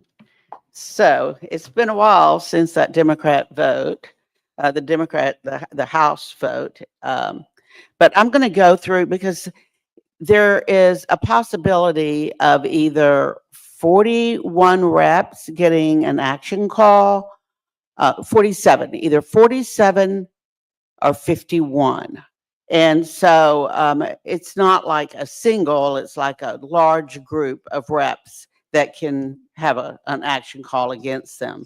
So I'm going to go back and just reiterate what happened with our speaker vote and the results of it. So the January 14th House speaker's race didn't turn out the way we wanted, but it clearly demonstrated the strength of our grassroots red wave. And I'm going to make that a point because there was so many people at the Capitol that gave up their work days, gave up their dollars, their time, their treasure to be activists, to only be shut down. And so it was worthwhile to energize our grassroots. So we, like I said, we showed up in busloads with unmatched passion and determination. The record vote exposed the Republicans and name only representatives who are more aligned with Democrats than the citizens in their own districts, to whom they should answer. With most Democrats 49 and too many Republicans 36 voting in favor of Dustin Burrows, was elected Texas House Speaker. So the House caucus rules were violated. So under Burrows' speakership, the House of Representatives met to vote on the rules package for the Texas House 89th legislative session. While they technically honored our legislative priority of no Democrat chairs, it was not the conservative victory some want you to believe. In fact, the banned Democrat chair legislative priority was gaslighted. Only hours before the Texas House convened to pass House rules for the 89th session, Democrats and unprincipled Republican office holders, so there'll be 47 of those, who disrespected conservative Republican grassroots activists, presented a rules package that increased Democrat power in the Texas House. The rules package, which includes a ban on Democrat chairs, is a Trojan horse designed to give Democrats more control.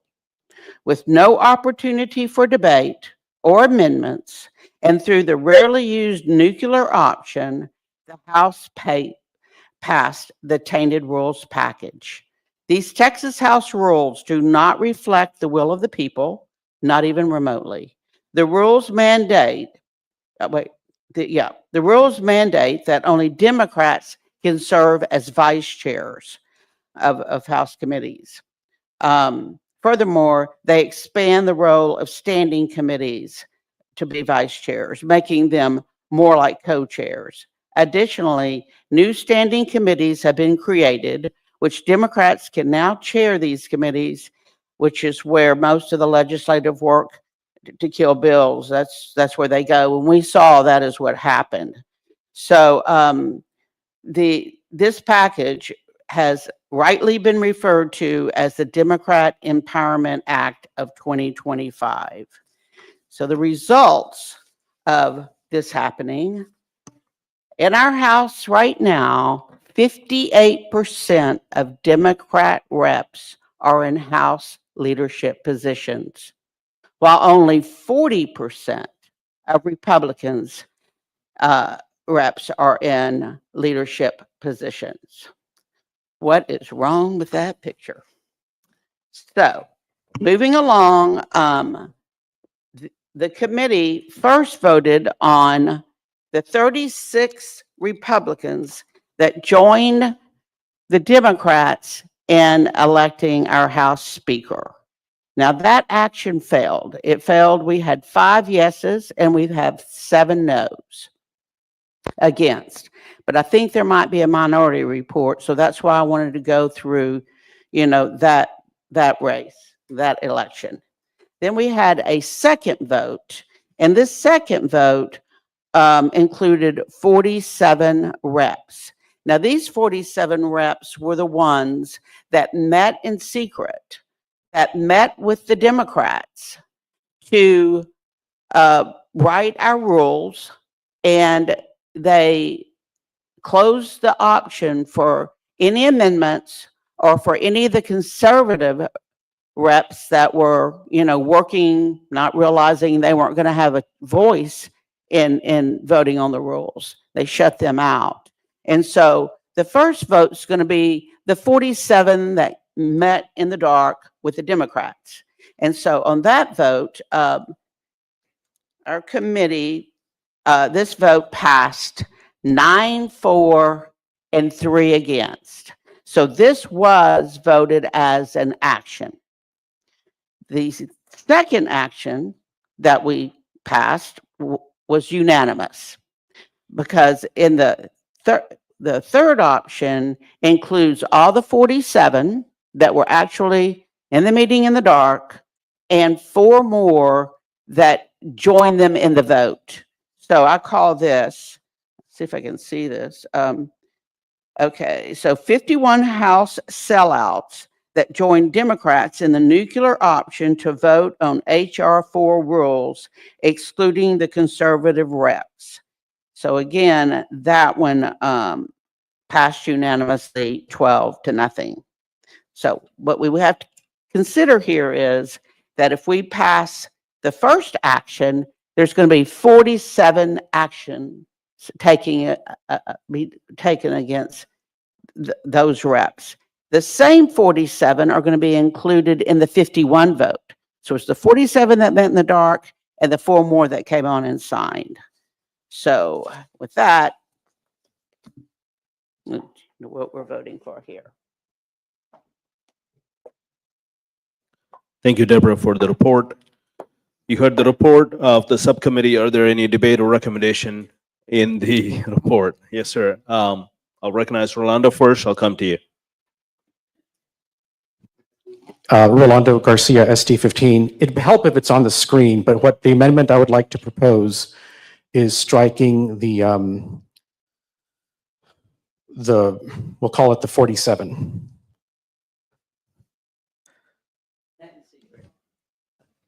Hold on a second. Yeah, let me explain, but before I start Is talking. it possible to put it up on the screen? Yeah. It's not. Well, speak to your motion. Okay, well, then I'll speak to my motion. Okay, I just Do we want have a second on this? Second. Okay. we have Okay. a second. I want everyone to understand the distinction here. 51 reps voted for the so-called nuclear option. That is to close debate on the rules.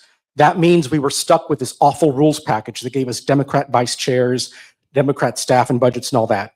That, we all agree, is a clear violation of the no Dem chair LP. The second they're trying to count as a violation are the 47 who moved and seconded the motion to close debate. That is really, really shady. That is trying to take one action and tease 2 violations out of it. Let me explain what we're talking about. We're counting moving the bad vote and then voting the bad vote as 2 separate violations, as 2/3 of the way towards knocking someone off the primary ballot. Again, this is one violation. And again, I totally agree. By voting for the nuclear option gave us this horrible rules package, which gave us Democrat vice chairs and all the rest. But by counting the vote on the nuclear option and then counting the motion to move the nuclear option as separate violations, that is really shady. And I think honestly, it seems to me like we're just trying to rack it up as many violations as we can to knock people off the ballot. Okay. Thank you, sir. Anyone against the motion? Yes, ma'am. You're recognized. Okay. Sir, 1 second. Hold on. Steve, you're gonna have to come up. This isn't in our report at all. What we voted. What do you mean? It's not in the document that we reviewed. We don't have this at all. Yeah, it's there. We don't have documents. There's amendments. It looks like this. It's not in our document. It wasn't in our report. Okay, hold on a second. We're gonna stand at ease for a second. I mean, if you want to put it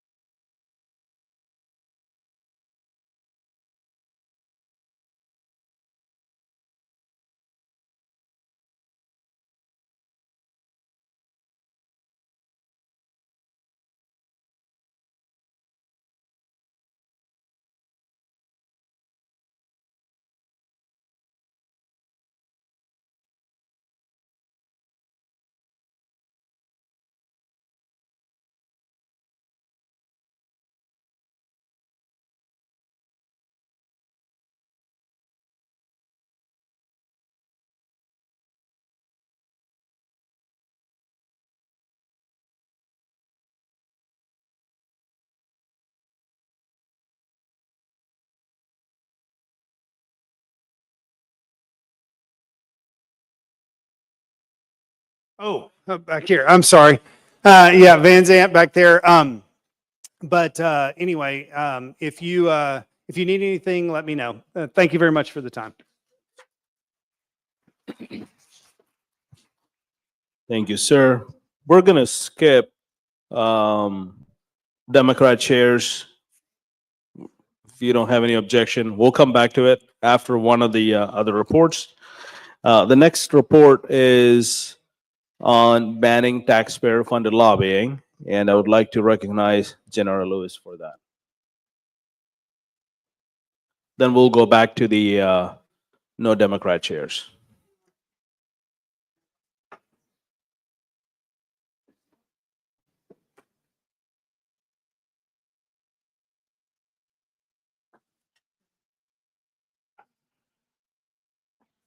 All right, y'all, good afternoon.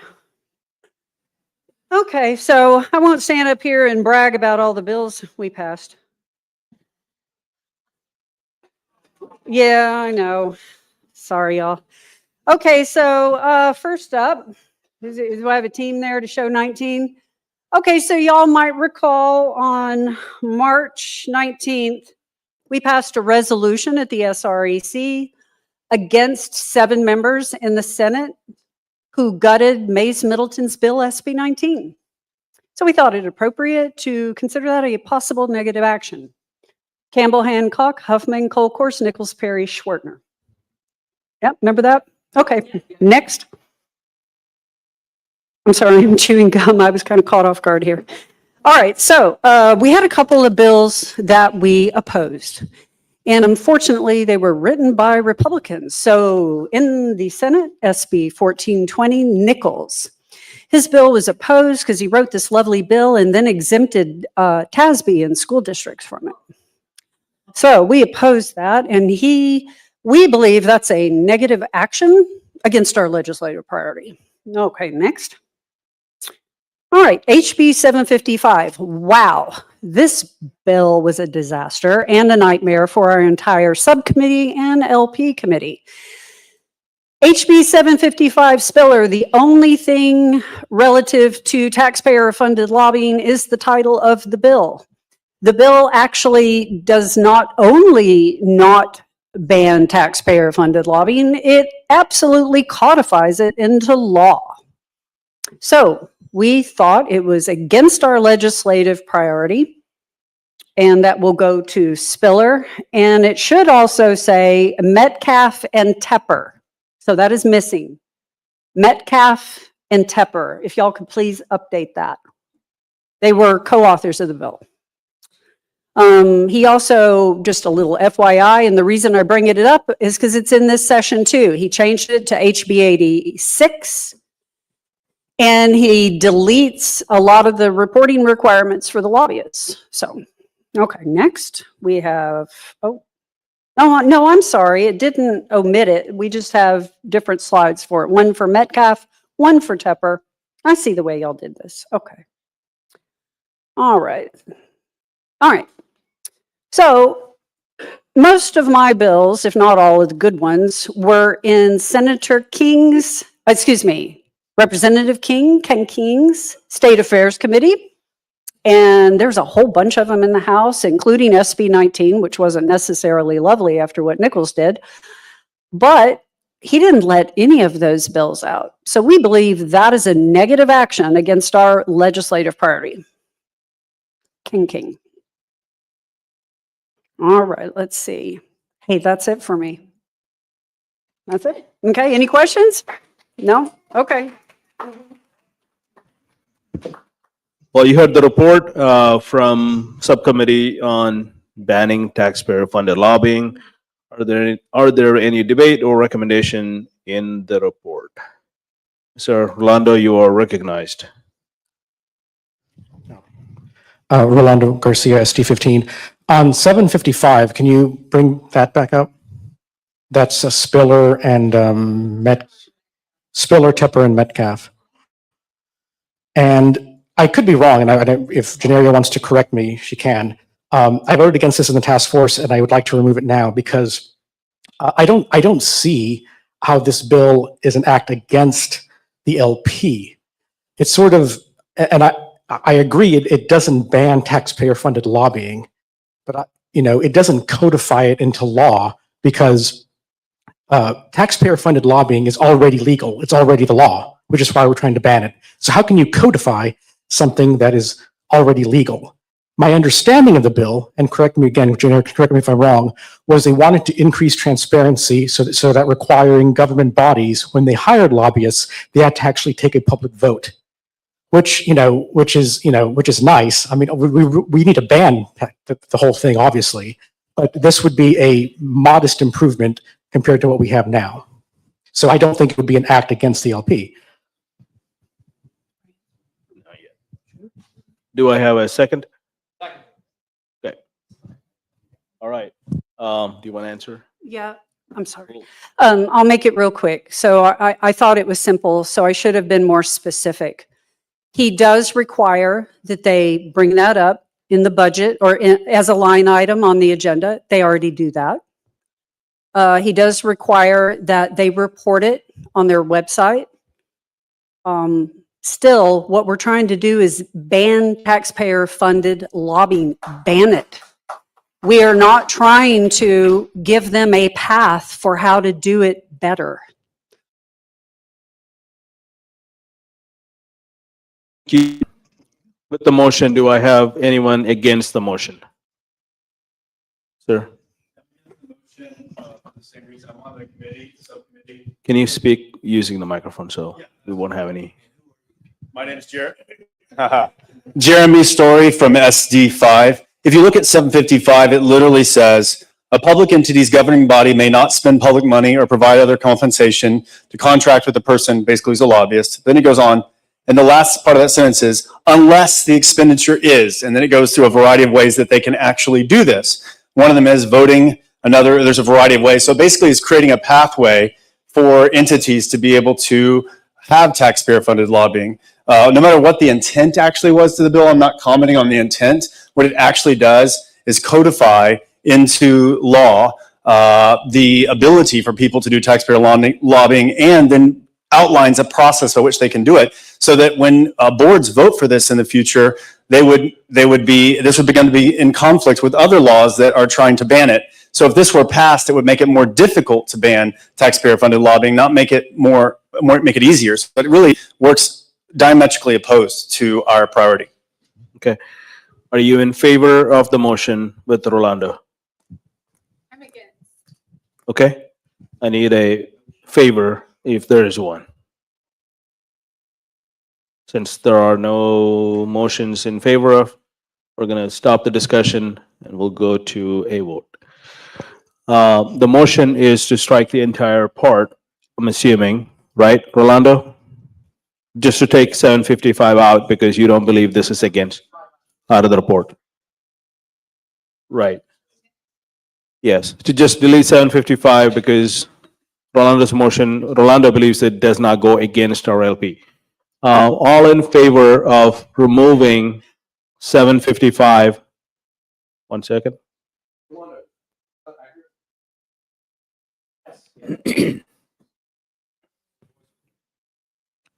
Yeah. All in favor of removing 755 for Spiller, Tupper, Metcalf, please say aye. All opposed, say nay. Right, the nays have it. So the motion denied. Now we're back to the report itself. Any other discussion, amendments, changes to for the report? Seeing none, all in favor of adopting the recommendations of the report, please say aye. All opposed, say nay. The ayes have it. The motion to adopt the report is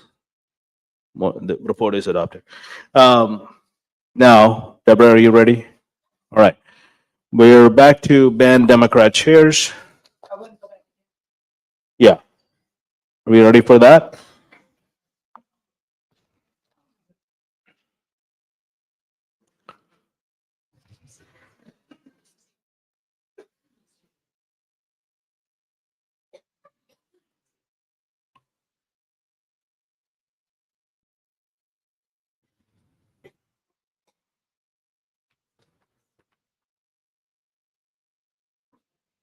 Yes, ma'am.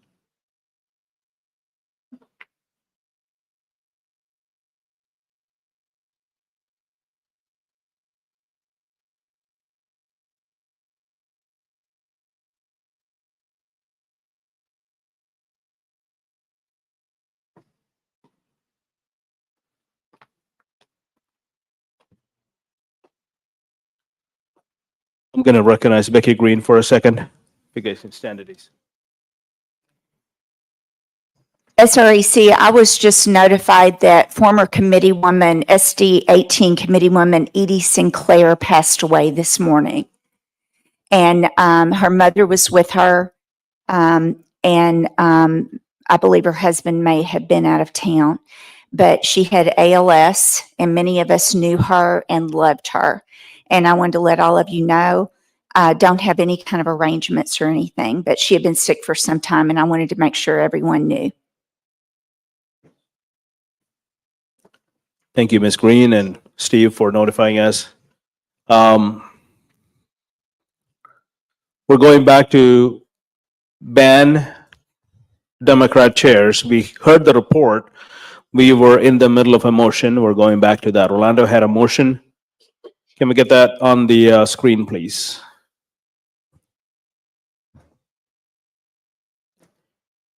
The point of order from Steve was that part was not in the report. So we're back there. This is what was happening right before we went to lunch. So, okay, the report is amended to show that part. Is that in the digital packet now or? Okay. All right. Deborah, you want to come back up?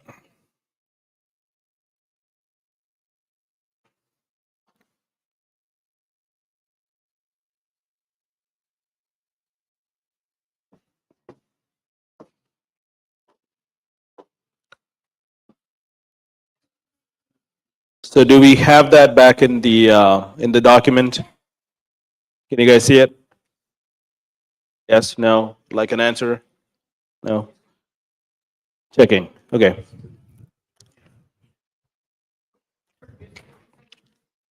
I know Rachel Hooper finished updating the report.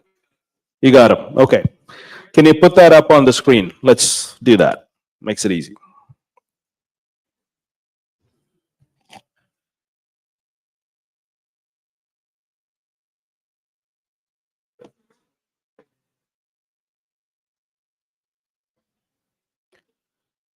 So Rolando's motion was to remove the second part. Rolando, can you restate that? So we're striking the same members twice, one for, Yes, I until I see it, motion. No, it's the seconding the motion. The list, in other words, the list that has 47 names on it, not the list that has 51 names on it. That, okay, that's that.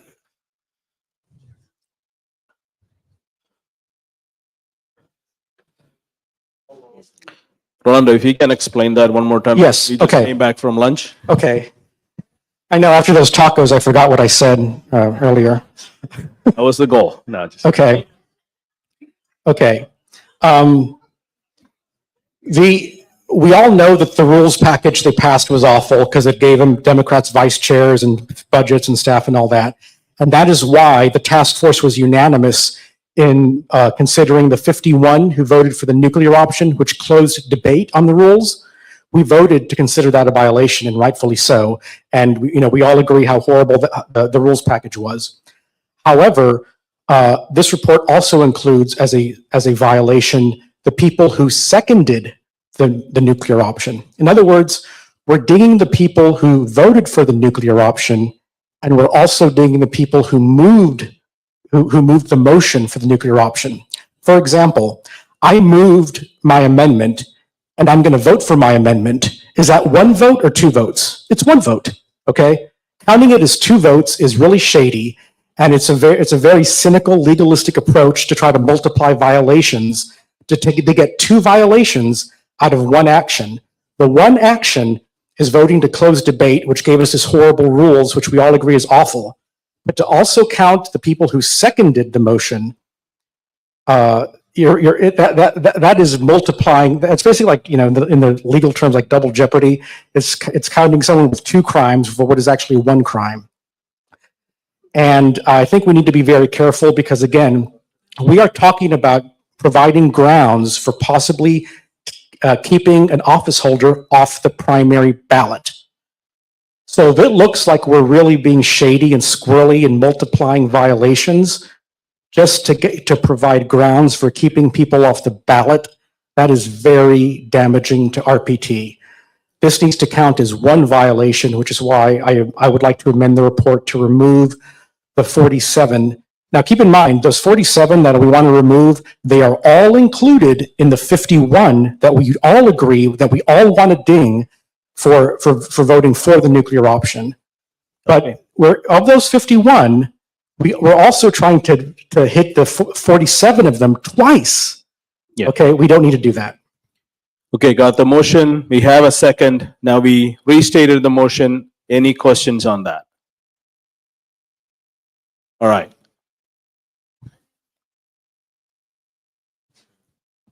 You want to speak against the motion? Against Rolando's motion.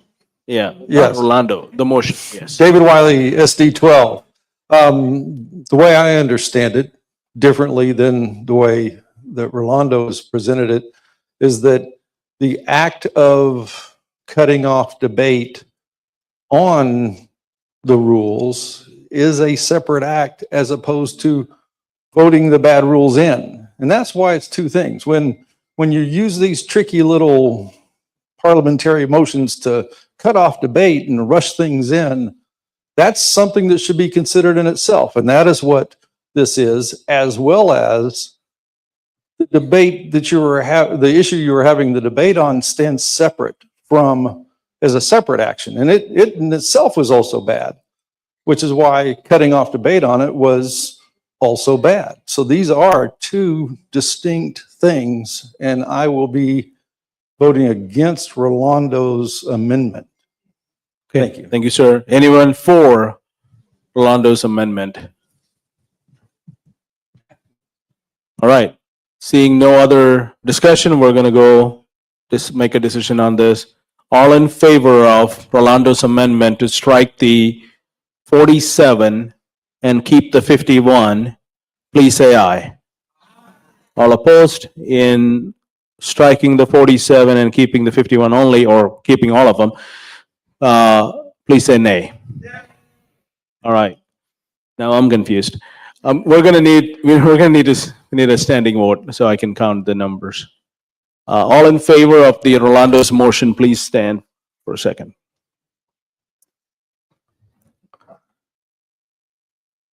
Are you okay? If any proxies, please show two or something so I can count. Are you a proxy? You have a proxy as well, ma'am?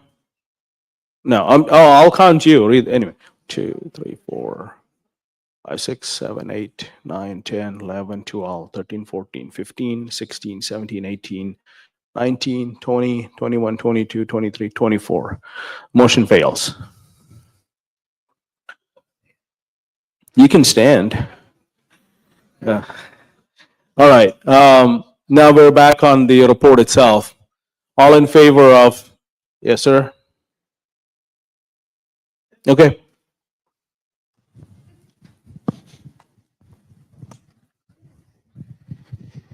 Mr. Chairman, Steve Evans, SD 28. He's not even paying attention anymore. Not even paying attention. Patrick isn't just like, yeah. Members, I rise against adopting this section of the report. We, in effect, banned Democrat chairs. We can argue about the effects of that if you want to. We can shake our heads and say we didn't, but we banned Democrat chairs. We changed the narrative. We had a successful session. This is pretty huge to name this many members when we have so many things going on. We've got the messaging that's going on from the White House to redistrict. We have the House trying to restore a quorum. And then we're going to come in here in their house and do this. I disagree with this. So I'm going to ask you to stand with me and vote against this section of the report. And in addition to, I call for a roll call vote on this. All right. Do we have a second on that? We have a second. Steve did speak in favor of his. Anyone against the motion? Rachel Horton, SD30, I rise against the motion. This portion of the report is accurate in that it does reflect exactly what the Legislative Priorities Committee had been tasked to discuss in the banned Democrat chairs process. Personally, I don't think it goes far enough, but on this particular issue, this was something in time and in place. We said, this is a problem. And we can't sit here and look at the issues that are happening now in the here and now and say, oh man, we really shouldn't do that. You know, now they might be okay. Now they're on our side. No, because at the time, they pulled us from the gallery. We had our Banned Democrat Chair shirts. We were ready in the gallery. We were there to be present, whether it be to support these members or to condemn them. And we were there to silently watch. Did they let us in the gallery on the day of? No, they didn't. So my vote is going to be in favor of keeping this in this particular report, mostly because, again, we can't sit here and judge backwards. We have to remember that this was the legislative priority and it did not accomplish our mission. Thank you. All right. Anyone in favor of the motion for Rolando? Are you in favor? Yes, sir. Hold on a second for me. Rolando, give me one second. Okay.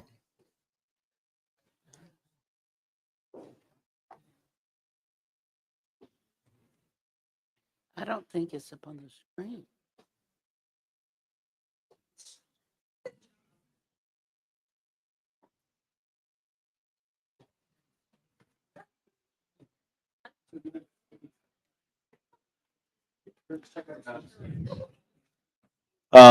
Rolando, go ahead. You're recognized. I support the motion as much as I believe, and I absolutely do believe that the 51 who voted for the nuclear option is a Rule 44 violation. The fact that this body voted to keep that bogus second violation in the report, to me, makes this portion of the report totally illegitimate. And I refuse to vote for at least this section of the report that has a totally bogus violation. And based on the person who spoke on the previous motion, I don't think most of the people here even understood what we were voting on. They didn't even understand the nature of these two proposed violations. So there's one solid violation in this portion of the report, and there's one absolutely bogus violation that will harm RPT's credibility. So that's why I have to vote against this section of the report. Thank you. You were in favor, against, are you against David Wiley? Are you against the motion? I can appreciate the level of we're against talking David about Wiley in the room. But as we heard, I am David Wiley from SD12, and I may or may not have been the aforementioned previous speaker.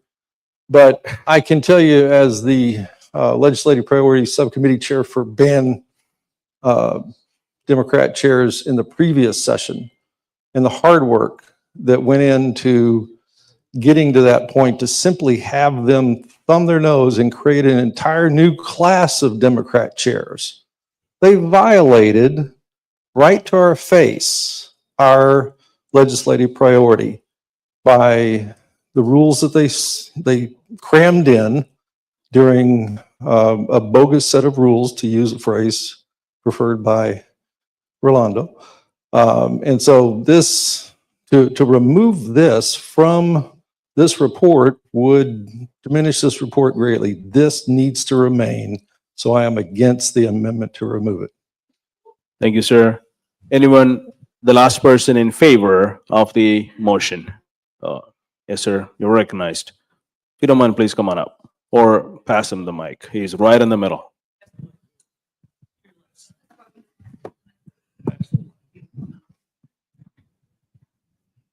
Ken Moore, SD11. I reluctantly support the amendment. And the reason I do that is because we had lawmakers come to us who are frantic, not really sure what to do. just the verbiage itself does accomplish what we said we wanted. We don't want Democrat chairs. Now, they're asking themselves, do I vote for this or do I not? If I vote for it, somebody will say, well, yeah, you just create all these new chairs, all right? If I vote against it, then I vote against banning Democrat chairs. And they're just absolutely sure somebody somewhere is going to put that in a campaign ad and mail it out to everybody. And so I appreciate the spirit of what we're trying to do here, but in this case, I think it's a mistake. Thank you, sir. The last person in favor, in opposition of the motion to strike the whole area. Yes, ma'am. Striking the whole part, entire subcommittee report on the, We're on the question of adopting the report. yes, I rose against adopting the report, yes. So if you were to vote no, you'd be voting against adoption. The yeas would keep this in the report. The Right. noes would strike this. Right. Mr. Chairman, Nobody asked the point of order. Yes keeps it in the report. No, yes says yes to the report. yes, yes, keeps it. No, that's what he said. You're voting yes for the report if you want the report. You're voting no. You want to keep it in the report. It's not the report. You would vote yes. All right, please stop doing whatever you guys are doing. Mr. Chairman, You're recognized, Ralph. Yes, Mr. Chairman, I have an interrupting motion. Point of information. yes, sir. Are you aware that the difference between the 47 and the 51 in the task force, we did not take a vote on voting for the rules package. We only took a vote on the motion for the previous question and on voting for the previous question. Yeah, Were you not the aware of rules, that? not the rules package itself. That's correct. There was never a vote on the rules package. Were you aware of that? I am aware of it. I'm glad you made it aware to the rest of the All right, body. I thank you. wasn't going to speak on it.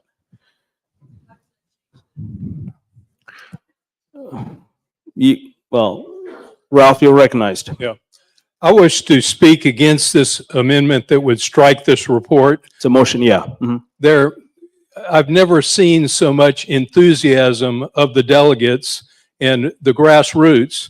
I was with my wife when we were distributing T-shirts among all the grassroots, and there was so much momentum, so much joy that day, so much sense of purpose when all these grassroots people went to Austin in their red T-shirts, and of course were totally deflated by the actions in the House that day that totally took away the vote for the speaker in the caucus and totally, decimated and made for what could have been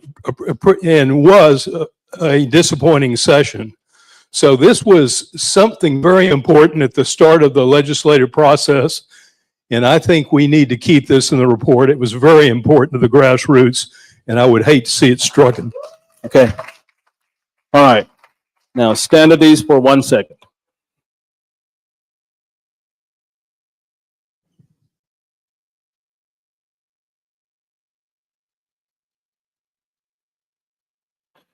All right. So I'm going to clarify what we are going to do now because you're going to make a decision today. The motion from Steve Evans was to not adopt this report, this part of the report, not the whole. Yes. Against the adoption of the report. If you say adopt it, if you say yes, we will keep the report as it is. If you say no, that part of the report is not adopted into the, we're still going to have to go back and do another motion for that.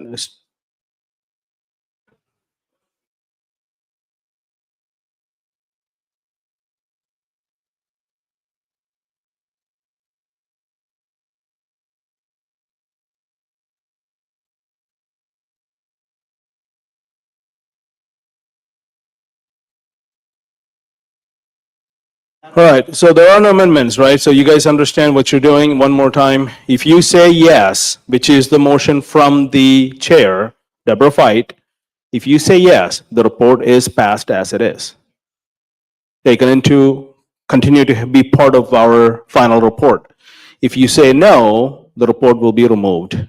And it's a record vote because Steve has asked for it.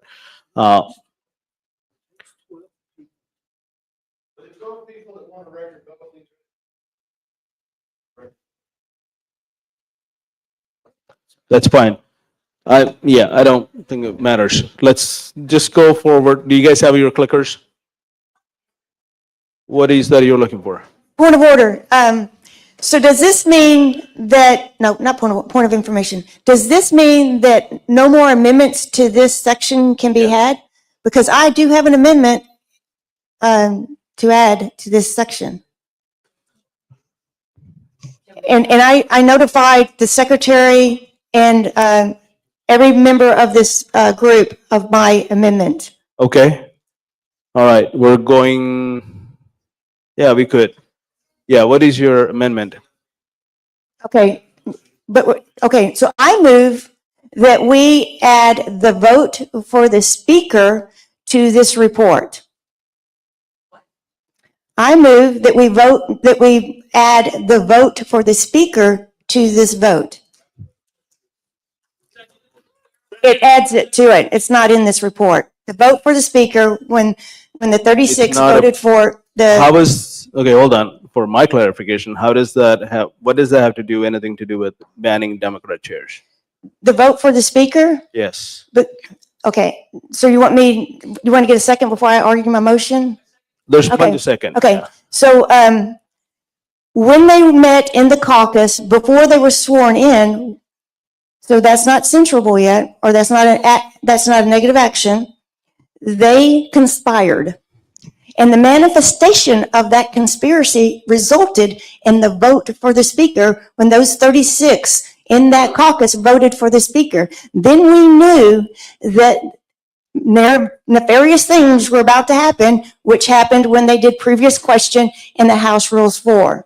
So that is why I want to include the vote for the speaker in this report.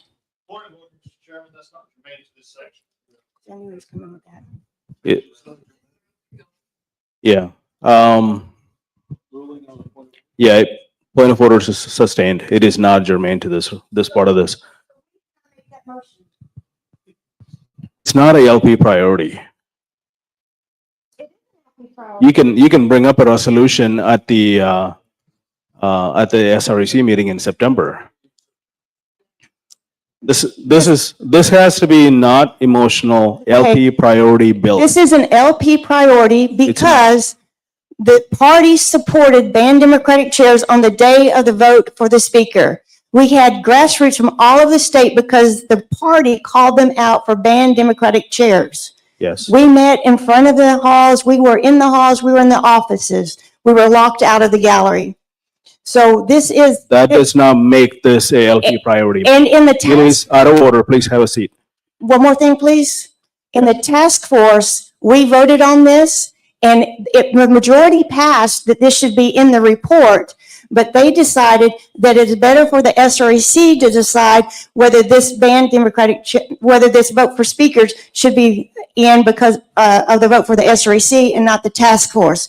The task force wanted this body to decide whether this vote for the speaker is in the report. Yes, sir. We're not. Ma'am, please have a seat. Point of information, are we trying to kill? No, we're not anymore. That part is done. We're moving on. So all in favor of adopting this report as it is, because it hasn't been amended yet, please say aye. Record vote. Record vote, please press 1. Virgil, are you ready? 4. Okay, let me clarify it one more time. We're voting on the banned Democrat chair committee report as it is that was given to you yesterday. there was no amendments to it. All amendments failed. So there were no, yes, sir. No, it was always there. It just wasn't in the deal. Yeah. In the document itself. Yes, sir. Yes vote will adopt the report as it is, was given to you guys. If you say no, the report is not adopted. Just that section, ban Democrat chair subcommittee section. Ban Democrat chair subcommittee report was given to you by Deborah. We just debated the whole thing back and forth. And now we're making sure that we're either adopting it into the final report or not. If you say aye or press 1, it will be adopted into the report. If you say no, it will be removed from the report if you get the majority. Press 1 or 2, and if you want to abstain, press 3 or C.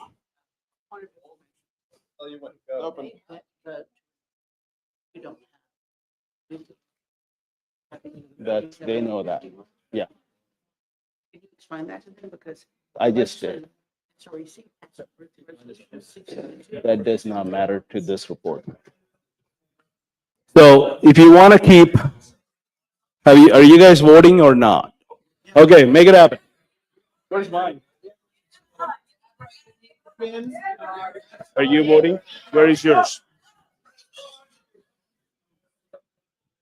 I don't know. I'm tired of. We're going to do a Robert's Rules training for all of us.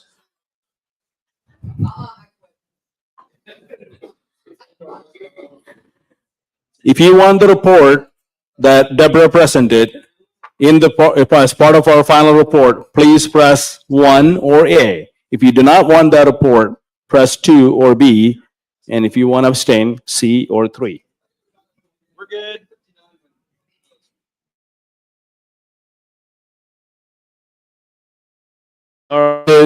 The report is adopted by 41 to 16 to 2. Thank you, Deborah. The next item on our agenda. Do you want to do the next one right now or? Yeah. See. Hold on. Hold on. No, let's, Adolfo is next. Okay. That's right. Thank you, Deborah. Thank you, Deborah.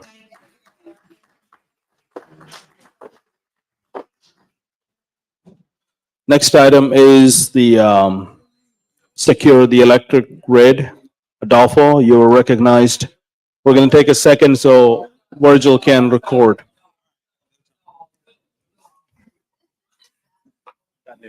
Yeah. All right, we're going to do that. We're going to redo that vote one more time before Adolfo. You can come on up. Oh, you got your stuff. If you want, let's do that again. Ban Democrat chairs. It better stay with the same numbers. 41, 16, and 2. I remember. We just need to know who voted for what. Are you guys ready? It is. Well, Virgil, are you ready? They're not ready yet. We're about to be ready. One sec. Okay, we're ready. Do what you just did one more time. We're good. It's open. Okay.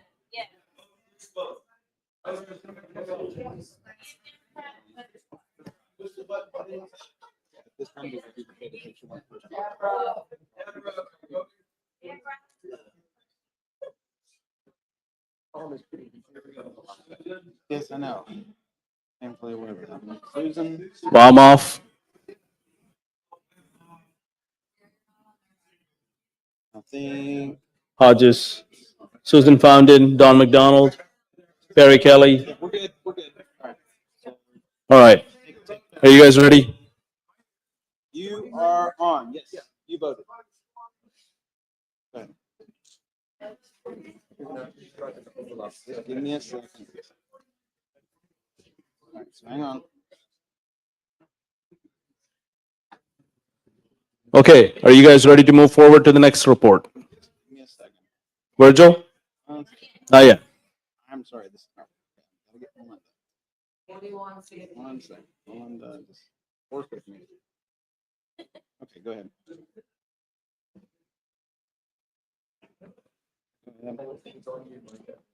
Thank you. That's very nice.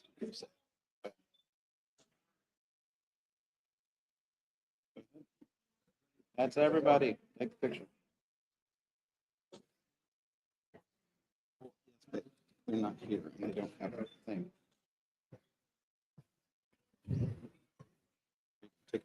Adolfo. You good? Okay, good afternoon, I hope. I'm going to talk about securing the grid. First of all, Dr. Morris was chair of this. She's had some health issues, and she asked me to do this for her, so keep her in your prayers. There were 36 total bills, both House and Senate, that were filed related to protecting the grid.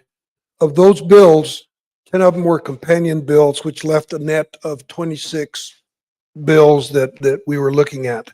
Of those 26, 11 plus with companion bills, there were 18 out of the 26 that were passed.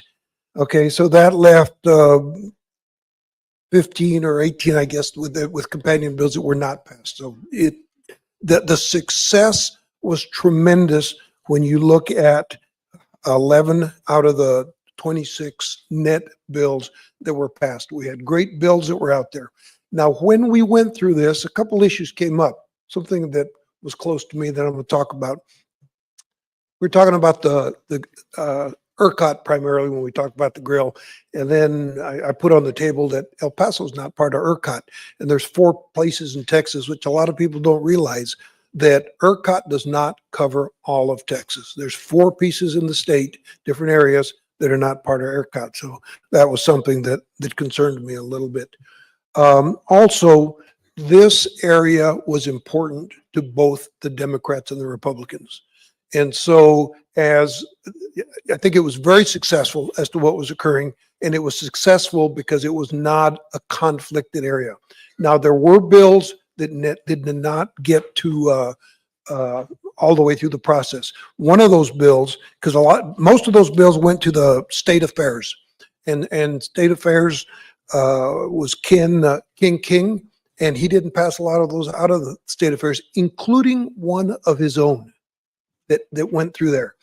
But when we started the process and we kept seeing that the ones that were rejected, that they were coming out of his committee, we went back and looked, and the ones that were approved were coming out of his committee. So he had to make a decision because there were a lot of bills related to the same issue as to which were going to get passed and which weren't. So we decided later that he did not to have an action item on him, because all these bills that went through, the ones that went through were strong bills for this particular area. So as it relates to our legislative priorities, we accomplished what we were accomplishing. So we did not have an action item on anybody as a result of how this proceeded. So it was what was done by the legislation and what we followed was very successful. You want me to make a motion? You want to make it? I move that the report of the securing the grid gets approved. Thank you, sir. You heard the report. Do we have any discussion? Yes, ma'am. Leslie Thomas, SD 22. I move that we add into the report HB 805, Democrat Representatives Cortez, Raymond, and C. Morales as authors, relating to the study by the Public Utility Commission of Texas on the interconnection of electric transmission services facilities with the United Mexican States. This went all the way through the House to the Senate, and I think it is against our priority. Okay. Do we have a second? Okay. The bill was by who? Democrats, Representatives Cortez, Raymond, and C. Morales, but we had Republicans, about 40-something, that voted for it. The bill was a study for connecting to Mexico to our Give me grid. 1 second. Adolfo, was this considered in the LP committee? I mean, the task force? Do you remember that? Yes, it was looked at because we looked at all of those bills, the 38 or 36 bills that were there, and the ones that were passed covered all the priority that we felt it needed to. There were other ones there that were weaker, that were ignored because they weren't as strong as the ones that were passed. So that one had an issue because of including Mexico in that.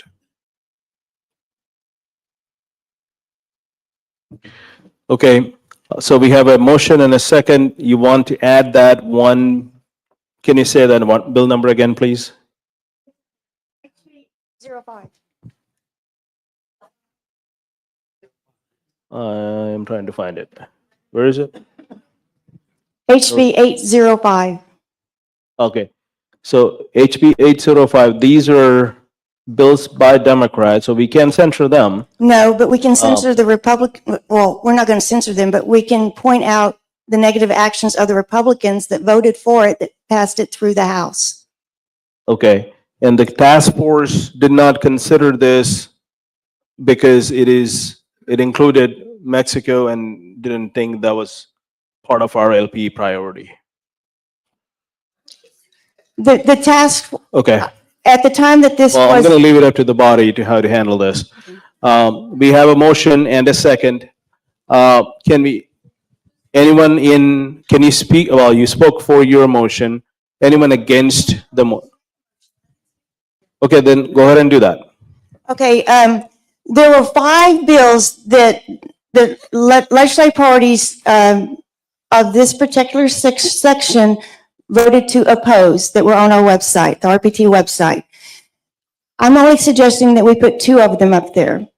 This is the first one of the 2. Y'all have the report right here. The reason why we're considering, why this is a particular issue is that it went all the way through committees, through calendars, through second reading, through third reading, and voted out of the House to be sent to the Senate.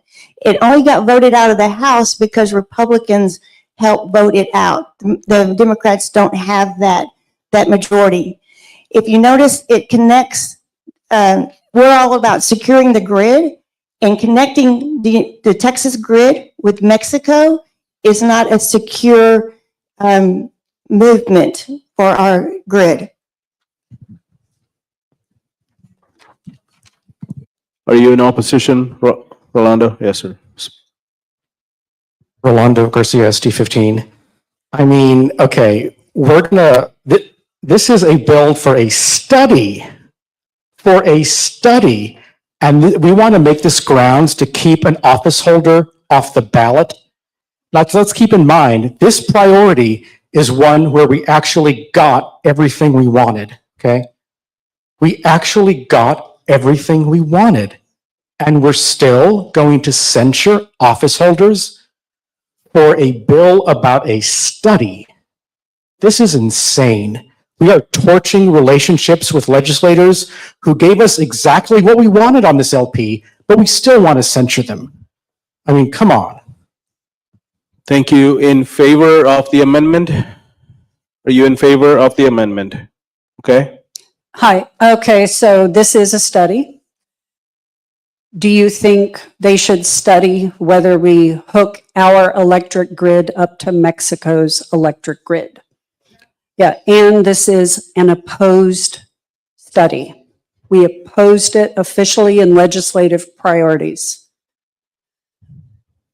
I'm asking you to please support this amendment. There was the only reason it's not in here is because that subcommittee wasn't comfortable with the process we're doing now. It wasn't because this did not have validity. So please support this amendment. Thank you. Thank you. Are you in opposition of the amendment? Yes, sir. You're recognized. Yeah, I'm Mike Wheeler, ST25. I concur with Rolando. I think this is a way big of an overreach. It's a study. What happens if the study came back and said, no, we shouldn't hook our grid to Mexico? It's a study. The people have the right to know what the study says. And I think really, if you want to censure people, pick your battles. This is not a battle to fight. All right. Are you in favor of the amendment or opposition? Mr. Chairman, I rise in favor of the amendment. Okay. Right. Sorry, Rachel Horton, SD30. I rise in favor of the amendment because, first of all, we have to go back to the fact that these were what was opposed during the regular session. And this is not something that, we get to debate because here we are in the here and now.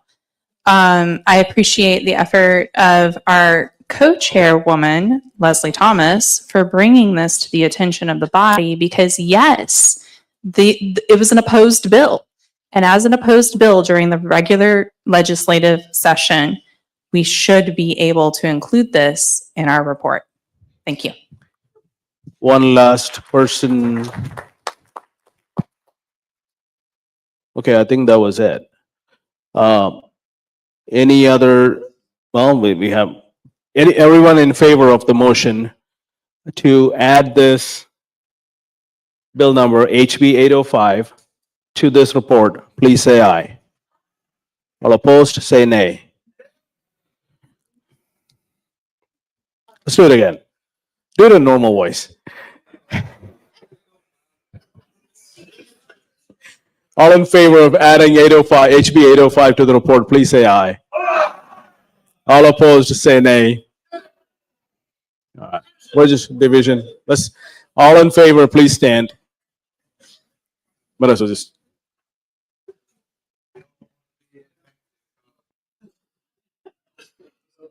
Yeah, the ayes have it. Please have a seat. The report is amended. Now we're back to the main report. Yes, ma'am.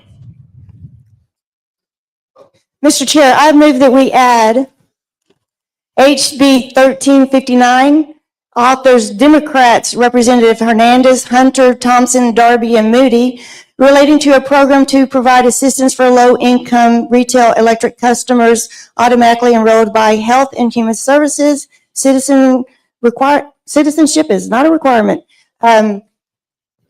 If I get a second, I'll speak to it. Mr. Chair, this actually violates two of our priorities. This is also a magnet, so it would be under border security. There's no requirement that you be a citizen, so we know that lower income people usually have a vast majority of illegal immigrants. I don't know if I can say that anymore. Okay, and then I think they're calling twats now, traveling without. Traveling without. No, let's stick to facts. Okay, so anyway, For a committee who's supposed to be factual, stick to fact. okay.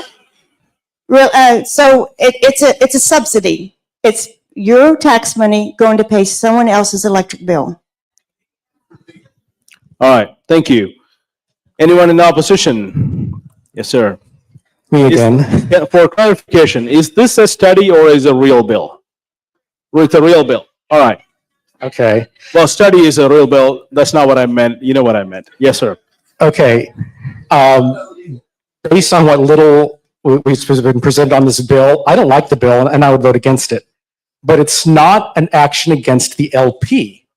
I mean, giving, reduced energy to low-income people is, I'm sure, against our platform. It's probably somewhere in there. But it's not an action against the LP. If you look at the text of the LP, it is about the resiliency of the grid to withstand weather or electromagnetic pulse attack. It is not about who gets or doesn't get, subsidized energy. And we have to be careful here. We are not going to keep people off the ballot for any bill we don't like. It is only for actions that violate the LP. And it just blows my mind that the LP chair has such a loose definition of what counts as an LP. Thank you. Okay, I am for the amendment. So this was a support or an opposed bill in the electric grid legislative priority. Okay? We are not trying to keep people off the ballot. All I want to do here is provide information that these Republicans want to give our tax dollars to anybody of any citizenship level and put more strain on our electric grid by subsidizing their electric bill with my money. So I'm asking you to please support this amendment. Thank you. Anyone against the motion? Seeing none, we're going to make a decision on this. All in favor of adding HB 1359 to this report, please say aye. All opposed, please say nay. Can we do a division again, please? All in favor, please stand.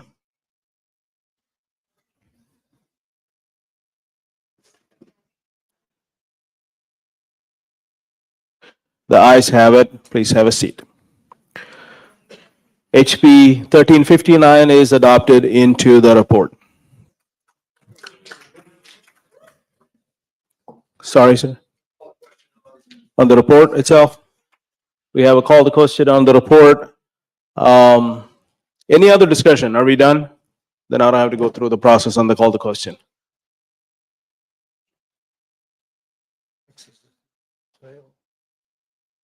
Yeah. Much more. This is just this part of the report, by the way. It's not the entire report. Stop confusing our parliamentarian and me. This is for secure Texas grid part. All in favor of adopting this report as amended, please say aye. All opposed, please say nay. The ayes have it. Report is adopted.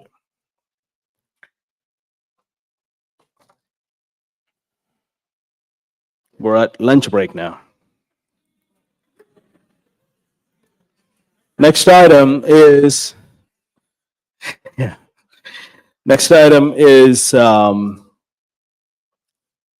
Texas is not for sale, and Deborah Fight, please come back up.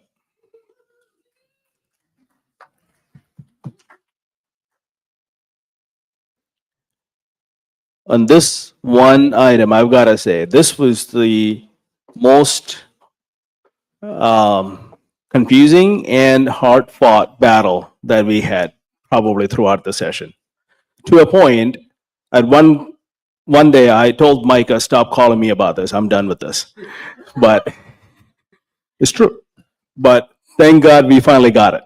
Yes, ma'am. Yes. And that's how I want to start it. We did it. And we would have never done it if it wasn't for the SREC and the grassroots. And honestly, and I'm going to go through a brief synopsis of how everything rolled out pretty quickly. But Governor Abbott singled me out this morning and said that he wanted to thank us for the Texas land bill, because he said it is the strongest in the nation. And he added it was not a minute too soon, because he said we are looking at threats. And he wished it had happened sooner, but it was critical that we got that bill passed. And so I want to thank y'all and kind of briefly go through, how it all happened. It did not happen with the help of our legislators. It was all on the grassroots and the SREC, because what happened was SB 17 started off with poor bill language and tons of loopholes. And if you'll recall, the SREC addressed this very early in one of our first meetings in a resolution stating that if we were not fix the RPT, if we did not fix the loopholes, the RPT would consider this a Rule 44 violation. So this gave the Texas is Not for Sale Committee the leverage to oppose bills until they match these provisions mandated by the delegates. So in other words, because the SREC gave us the strong tool, reps were fearful of voting for bills because they were fearful of getting a Rule 44 censure. It was already said by 60-2 that it would be a censure if they voted for this bill with all the loopholes. So again, from the onset, SB 17 and HB 17 did not meet our legislative priorities. It actually codified China to buy our land. It was literally giving the keys to China, and it included leases, unlimited lease amounts of land, butting up to the military, electric grid, borders. They could control our businesses, our food supply. It was bad. So thanks to y'all, 60-2, we passed that resolution. So then what happened from there is there was many attempts to get this bill passed with the loopholes. And we stood firm and refused to approve the bill. So finally, there was a committee substitute from the House and the Senate, and the committee substitute was perfect. So media was calling our committee members. We were giving out announcements that we approved the bill. It was picture perfect. But then there was a bait and switch. Within 24 hours of us approving that bill, they snuck in another bill on the floor packed with loopholes, horrible loopholes. You know, it was, I'm going to try to keep this short, not read everything I have here, but it was a win. It was not a win for Texas. It was a win for China. So it was about to go to the floor in about 24 hours. And thanks to Kristen calling a good rep and me calling Joanne Fleming, we had the grassroots call to action, and it went across Texas.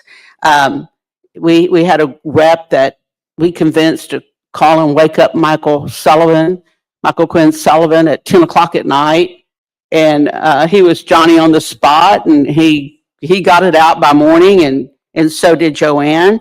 And so miraculously, that bill went to the floor, and all 7 loopholes were amended and taken out. We had the perfect bill again.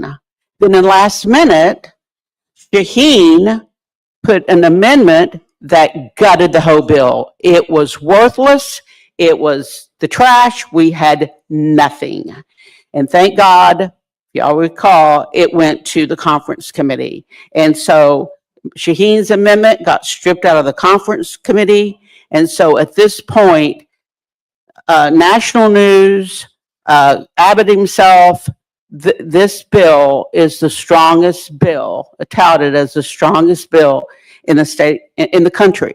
So thank y'all for that work. We can be proud of that. So here we go. We did take action on 5 bills. Okay, so we're gonna have to, I'll go through this quickly. So we had a bill, and it was by Mitch Little, and it was, the committee voted 9-1 for an action.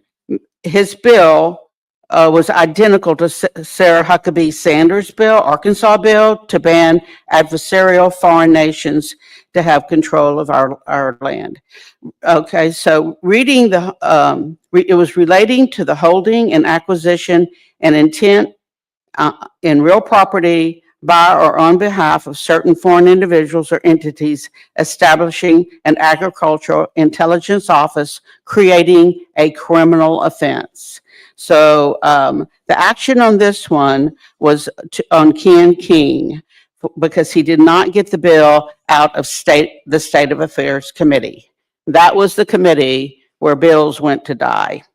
So we voted, the task force team voted 9-1 to make this an action. The second, there's 5, so we're getting to the end here, guys. So the second was another action against King for not getting the bill out of the State of Affairs Committee for a hearing. And this bill, 1907, House Bill 1907, the committee voted 10-0 for an action. It prohibits Texas governmental entities from contracting with Chinese companies for information and communications technology services unless certain exemptions applied, including subsidiaries. Vendors must verify they're not scrutinized companies and agree not to subcontract with use products and services from such companies. Violations result in contract termination, civil penalties, and potential criminal penalties classified as a state jail felony. So that action, again, was voted 10-0. I'm having the print's very small here. So, okay. Then we had another one, we took it off. It was Terry Leo Wilson's bill, and it pertained to higher education, and it pertained to our foreign adversaries coming in and putting in grants and donating. And so we took that one out because we actually got one passed through.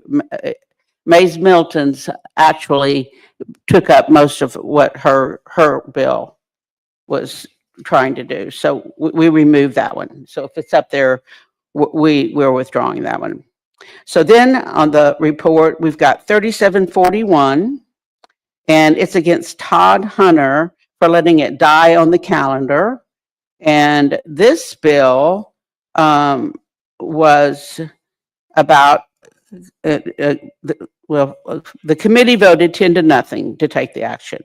So State Rep Joanne Schaffner, which had this bill, which requires non-citizen students and employees of public higher education institutes to submit a sworn statement affirming that they are not agents of a foreign adversary. The Texas Higher Education Coordinating Board may adopt rules to implement in its requirement. So this bill, a legislative priority, that would be an action against Todd Hunter for not letting it come off of calendars. And then the last one, or the next to the last one, is Angie Button, an action against Angie Button for 4716, House Bill 4716. The committee task force voted 10-2 to take this action. So what this bill is, it's State Representative Andy Hopper strengthens the authority of the Texas Attorney General to investigate business entities operating in the state. It allows the Attorney General to inspect corporate records, interview witness, and investigate foreign business entities for compliance violations. It also permits Texas courts to dissolve companies found guilty of. So that was a strike against her. The last one was Mays Middleton's bill, and that is 1067, Senate Bill 1067, and the action would be against Mr. Terry Wilson, Chair of Higher Education. And the committee voted 6-3 to take this action. 1067 relates to prohibiting public institutions of higher education and employees of public institutions of higher education from soliciting or accepting grants, gifts, donations, or investments from certain foreign entities. We thought this was a critical bill because a lot of our woke universities, Harvard, Yale, they're operating largely on these donations from China and our foreign adversaries. We voted 9-3 on that one to take action with Mr. Terry Wilson. So anyway, I think I did my time, didn't I? You sure did. Okay, Thank you so much. thank you. Do we have any changes, amendment to the report? Yes, sir. You're recognized. Yes, Rolando Garcia, SD 15. I wanted to strike the last one, SB 1067. Yeah. Okay. Should I speak in favor now? Yeah. Do we have a second? Second. You have a second. Yeah, I received a text from Terry Wilson's chief of staff, who informed me that the contents of 1067, and again, we're proposing to count this as a violation against Terry Wilson for not hearing this bill in his committee. But I was told, at least by his chief of staff and others on the subcommittee can correct me if I'm wrong, that the contents of 1067 were folded into HB 127. And that this was done in cooperation with Mays Middleton, the author of 1067. And that 127 was then passed and signed into law by Governor Abbott. Okay. All right. Can we take a minute? Give me 1 second. We're going to stand at ease for a minute.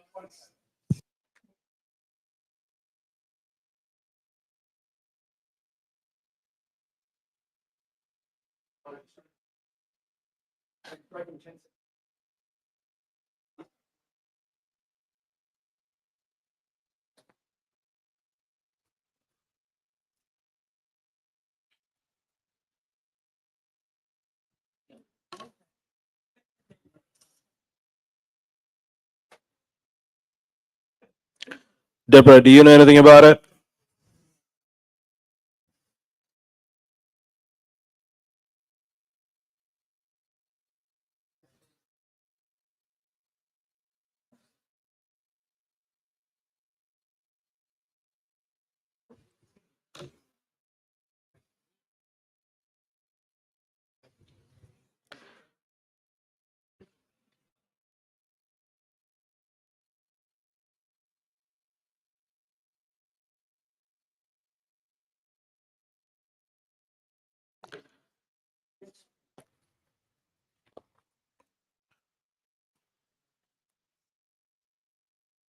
Okay, we're going to go to the next subcommittee report without any objection. We'll come right back to where we are at on this one.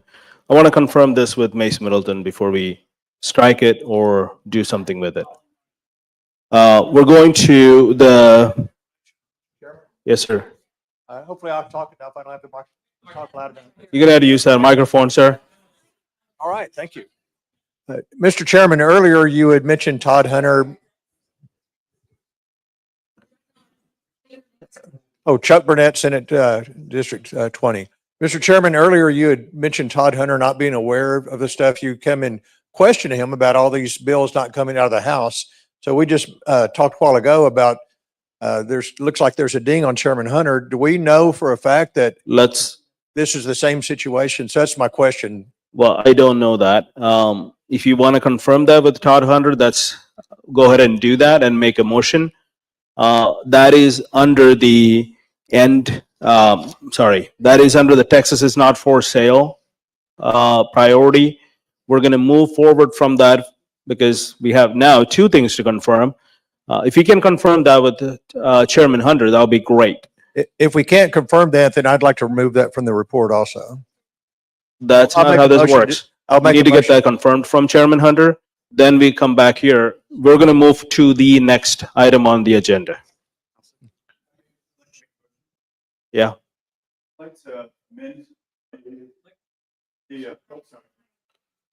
Does it have anything to do with the end? I mean, Texas is not for sale? To do with the overall report. We're not there yet. Okay, would I be allowed to make that at the end? Yeah. Yes, ma'am. I mean, yes, sir. Sorry. Yeah, no. Sorry about that. I just ran all the way to the bathroom and back. So I apologize. So I can do it after this? Yeah, okay. Let's do it at the towards the end. I'm going to recognize John Carr, federal overreach.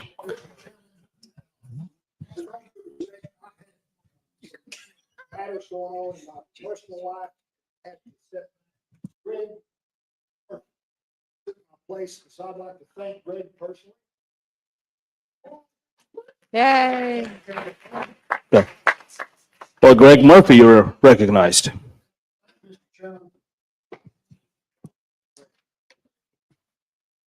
So of all you've seen from the debate here and the challenges we faced on the task force committee, we had to make a lot of assumptions, a lot of judgments, and I'll run through, as I go through mine, some of the ideas that we had to grapple with. And what I'm hoping is by the end of this, you'll see that while we made judgments on this committee, the SREC individual votes are not going to be bound by those judgments. Executive committees that come and maybe know their reps better than 12 people on a committee sitting around trying to make decisions, they're going to be the ones that are going to know their reps more than we do, and will come forward, and we'll have to really give them their full shot, not just look back at our report and say, oh, that's good, that's bad, that's good, that's bad. We'll have to figure that out. So here we go. On end federal overreach, a few of the assumptions that we made, and I'll talk a little bit. First of all, we kind of agreed in the middle somewhere to reduce the scope of our LPs and limit them narrowly to what was printed on the website. In federal overreach, there's a broad array of issues that came up, and we narrowed it down to just a couple of them: medical freedom and freedom of movement. So there might be more fodder out there than we know. Also, looking at all of the ones for federal overreach, these were all committee chairs that were going to talk about their actions. In some cases, if there was a particular issue that came up, maybe two different bills, not companions, we might have combined them as one ding instead of two. The other thing we looked at was, did that same issue come up and get through the committee in some form? If it did, we might not have dinged a single act. So those are some of the assumptions we made, and since we're getting late, I'll just go straight to it. Hope I have them in the right order. SB 119, this was medical freedom regarding consent. It was related to requiring labeling of food containing mRNA vaccine material. The chair of the Water, Agriculture, and Rural Affairs Committee, Perry, did not advance that bill. We voted 7-2 to point that out as a possible act in opposition. Okay, the next one, SB 122, if I'm not mistaken. Yep. This again was under medical freedom and consent. It was related to requiring labeling of certain products containing food containing or derived from aborted human fetal tissue. Again, you can't take a vaccine like that without knowing that it's true, that it exists. In that case, we voted that the chair of the Health and Human Services Committee, Colcourse, should be flagged. That was a vote of 10-2. Let's see, number 3 is SB 381. This was under the freedom of movement, focused on kill switches, and it was a bill that prohibited the manufacture and sale of motor vehicles within Texas with vehicle disabling technology. Nichols was the chair of transportation. We voted to flag that one 11-1. SB 1993. And there are a couple of these. I'll get to this was freedom of movement road diet, and this was reducing the ability of municipalities to declare certain roads abandoned in order to foment road diet. Nichols was the chair of transportation. The bill did not advance. We voted a 6-2 to flag that one. The fifth one should be HB 1074. Am I wrong?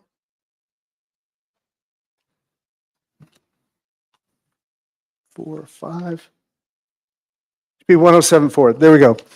Now, this is an instance where there were two similar bills. Both of these are kill switch bills.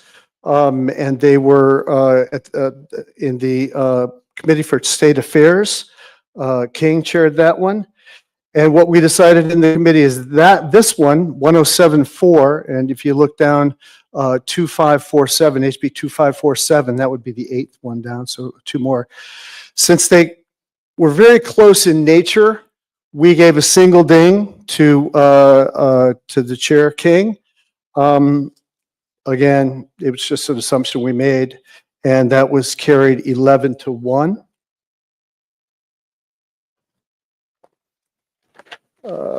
6. HB 1304.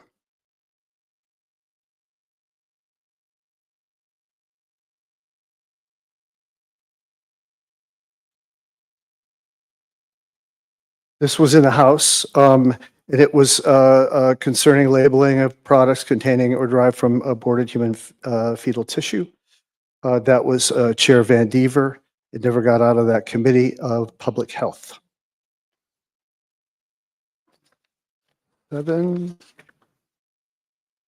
HB 1725.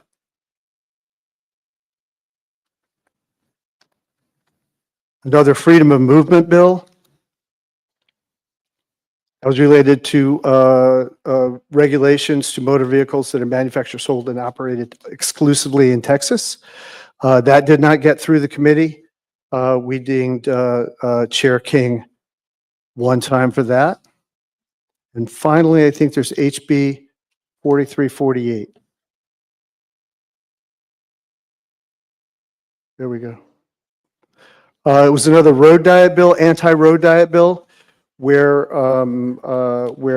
they were using the bill to reduce the number of lanes and whether roads were abandoned or not. So that did not make it out of committee. As a matter of fact, because so many of these road diet bills did not make it out of committee, those were each and every one of them very important.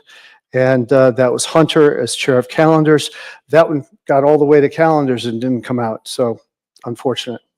So that was a 6-2 vote.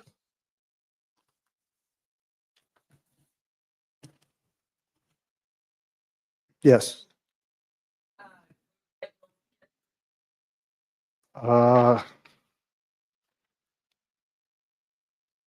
No, I don't believe so. I think I have my spreadsheet over there, but I don't believe any of them did, which is one of the reasons we focused on these. Thank you, sir. You heard the report of the committee. Do you have a motion? Yes, sir. Yes, ma'am. Leslie Thomas, SD 22. My motion is to add in as a block, a list, a slate, to add in as a slate to end federal overreach the following bills: HB 1056, HB 2963, SB 888, SB 1362, SB 1596, SB 1271, all passed the House, all passed the Senate, all signed by the governor, or are immediately effective September 1st. Our wins. And I'll speak to my motion if I get a second. Okay.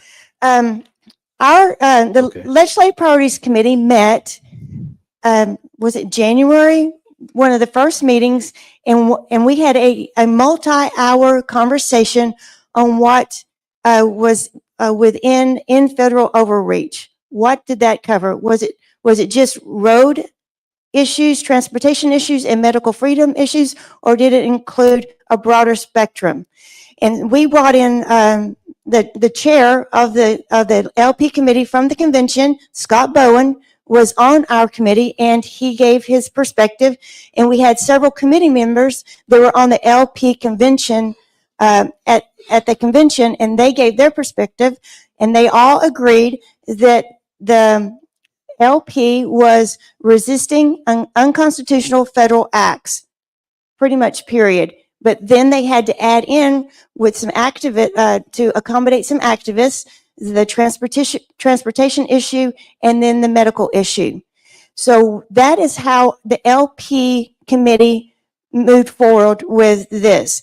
In March, At the SREC meeting, when we gave a report, that was in our packet. So this body had knowledge and notice that this was how our LP committee was moving forward in federal overreach. In the task force, it was moved that we strike anything that didn't have to do with transportation or medical freedom. And I'm asking this body to add back our wins for the issues that I have on this paper. There's two things I want you to do, Leslie. Can we get that list over to, you have it? How many bills are in there? Leslie, I'm asking you, how many bills are in there? Okay. Does the body know what are those each bills do? Okay, we need to go one by one then.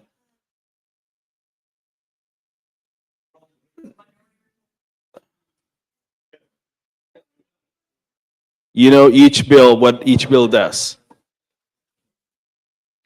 Does everyone agree that every one of you know on the 6 bills what that each bill does? You don't. So we're going to do one bill at a time because I'm not going to put a bunch of bills together without knowing what it is. Rolando, are you speaking for the motion? Against it. Well, first, clarify the motion. Is the motion just for one bill or for the whole list here? The slate. Okay. Leslie, can you do for the first bill? So let's do one at a time. So it's for one? Yeah. Okay.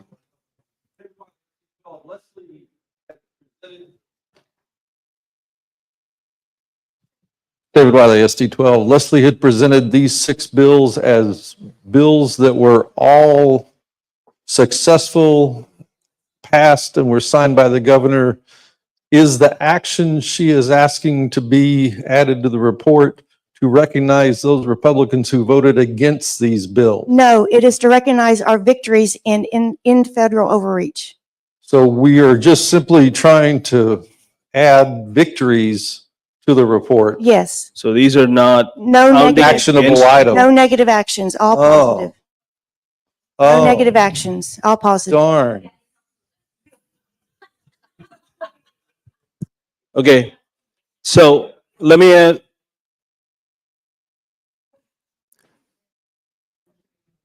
Rachel or Micah, is Micah here? Yeah. Are those bills part of the victory of the 35, 37, or is it additional to that? These are not bills that we.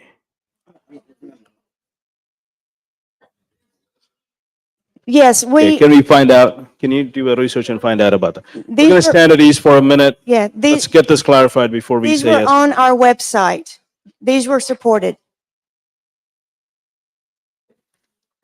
I'm not against adding more bills to the report as a positive. Then it will get added to the beginning of the report where we had that positive, but It not wasn't, necessarily it wasn't on your report. on the. It is Yeah, I not. checked. Okay. Well, we'll amend that. Can you hold the motion until the final report where we can add the positives? Is that okay? All right. Can you withdraw your motion for the time being? I withdraw my motion for the moment. Yes, we'll come back to it at the end. All right, any other discussion on this report? Yes, sir.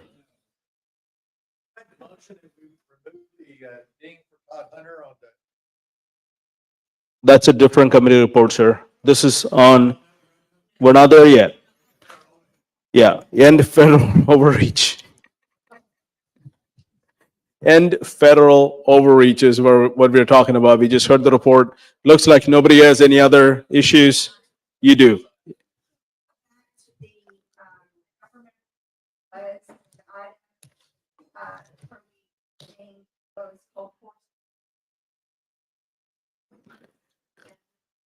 What is your motion, ma'am?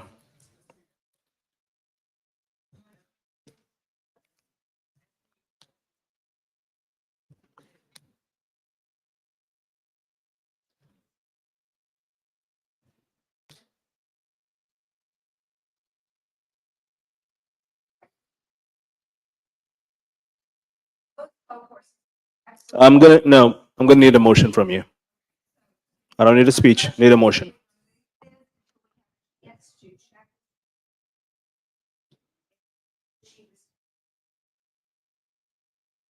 I won't be able to do that because we're finishing up our report today.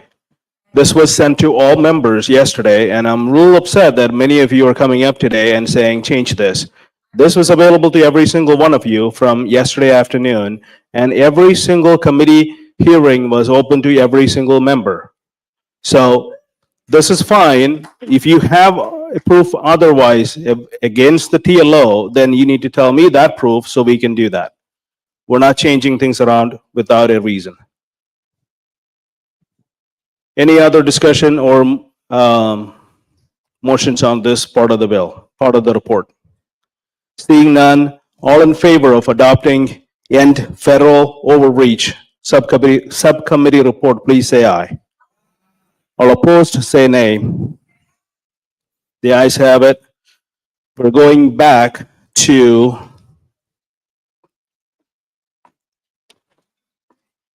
Texas is not for sale.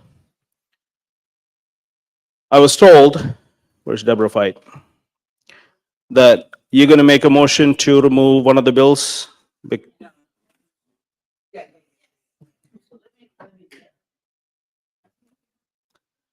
Come on up.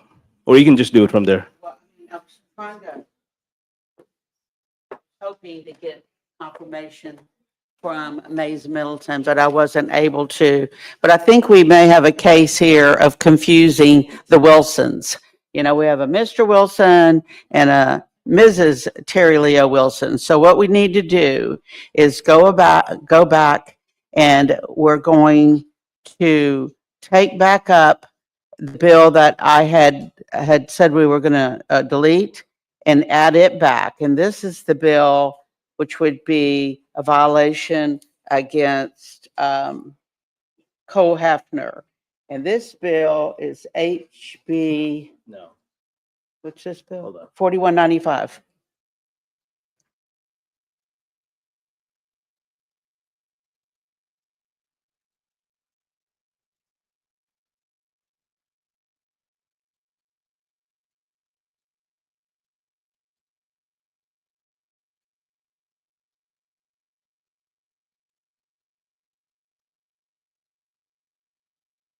First, we're going to, did you talk to Mays?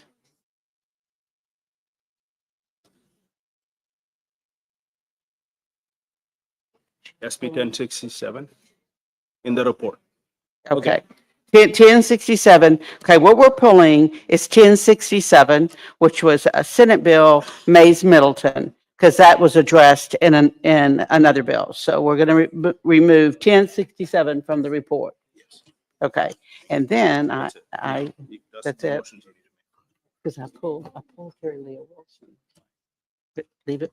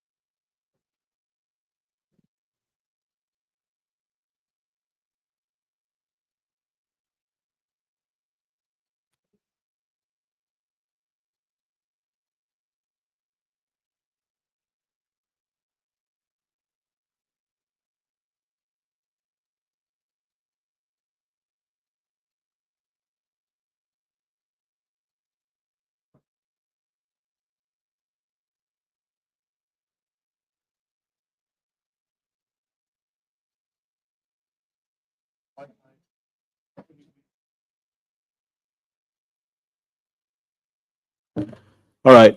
the motion from Rolando is recognized earlier. The Terry Leo Wilson's bill was folded into another bill. So we're going to pull 1067 out and remove Terry Leo Wilson's strike from the report because that specific bill was rolled. Terry Wilson, not Terry Lee.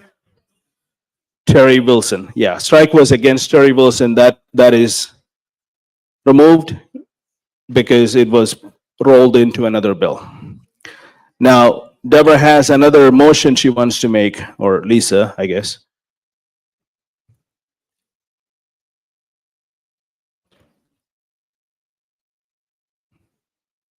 I believe this is the last committee report, right? Yeah.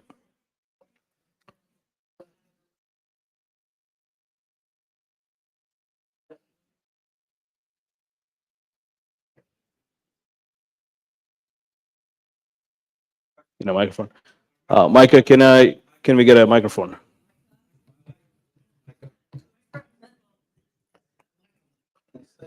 Lisa Hendrickson, SD12, I make a motion to put back in 4195 House Bill to Texas is not for sale.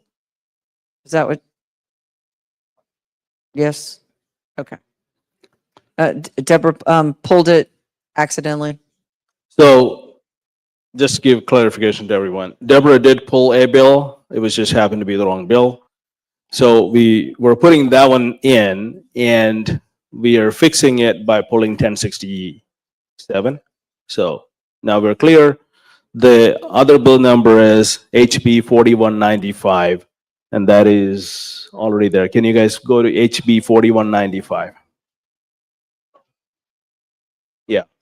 We're going to put HB 4195 and take out 1067. So that we're going to do this together. Yeah, one motion. Windows motion that was we set aside was the 1067. Rolando's motion, I've ruled on in favor of that because it is real and we're just going to So do she that. just reviewed that. No, Lisa just made a motion to put 4195, 4195. Deborah, which one? Deborah didn't make a motion. It's just a committee report. 1067 was Rolando's motion and we ruled in favor of that. Just right now. Yeah. Because we just got a confirmation from Mace. Yes. Lisa's is to remove. No, to Lisa is to put 4195 HB.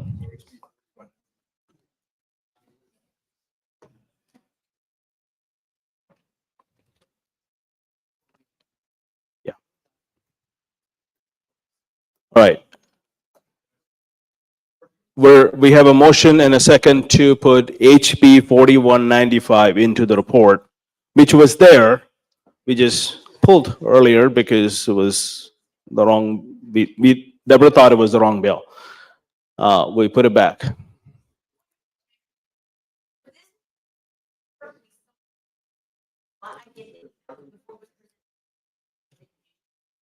Yeah, it was pulled this morning. Yeah. Not in this body, but yeah, yes, ma'am. So we'll take that as a motion from the floor. We have a motion and a second. Any discussion on putting HB 4195 on the committee report? No? Seeing none. All in favor of adding HB 4195 to the committee report, please say aye. All opposed, say nay. The ayes have it. Motion is adopted. And HB 1067 is removed. And yes, sir.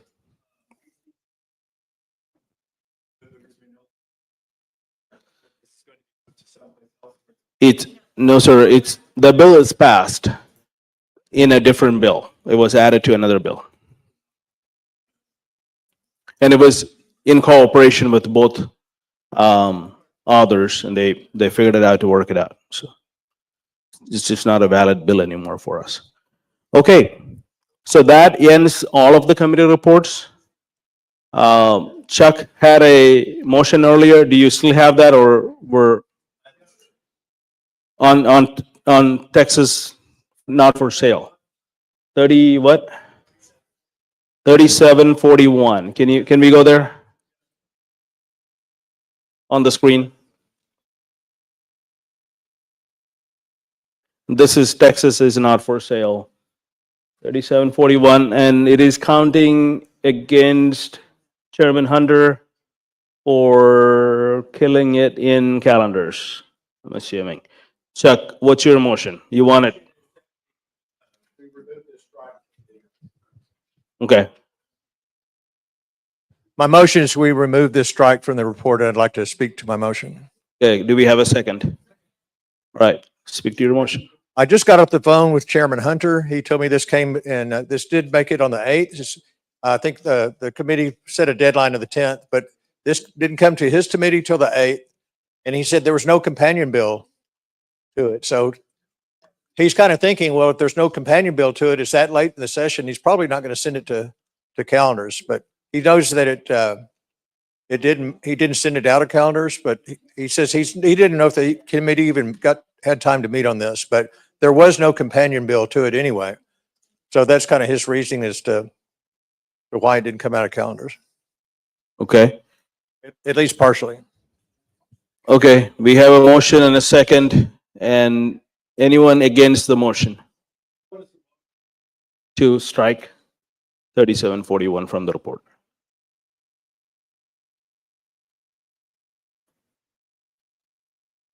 Yes, ma'am. Mr. Chair, Rachel Horton, SD 30, I rise against the motion. The bill, as identified by the chair of the subcommittee on Texas is not for sale, was considered a legislative priority for Chairman Hunter to say, well, we don't really know what happened with it. We don't know why there wasn't a companion. I can speak to 12.5 bills that did not have companions that made it through his committee that were legitimately not priorities of the Republican Party of Texas. So regardless of how of the excuses that may be offered, we still considered this a priority. We still moved forward on it. And the Legislative Priorities Review Task Force still said, yeah, that's a negative action there. So I speak against the motion. Thank you. Thank you. Are you in favor of the motion, Rolando?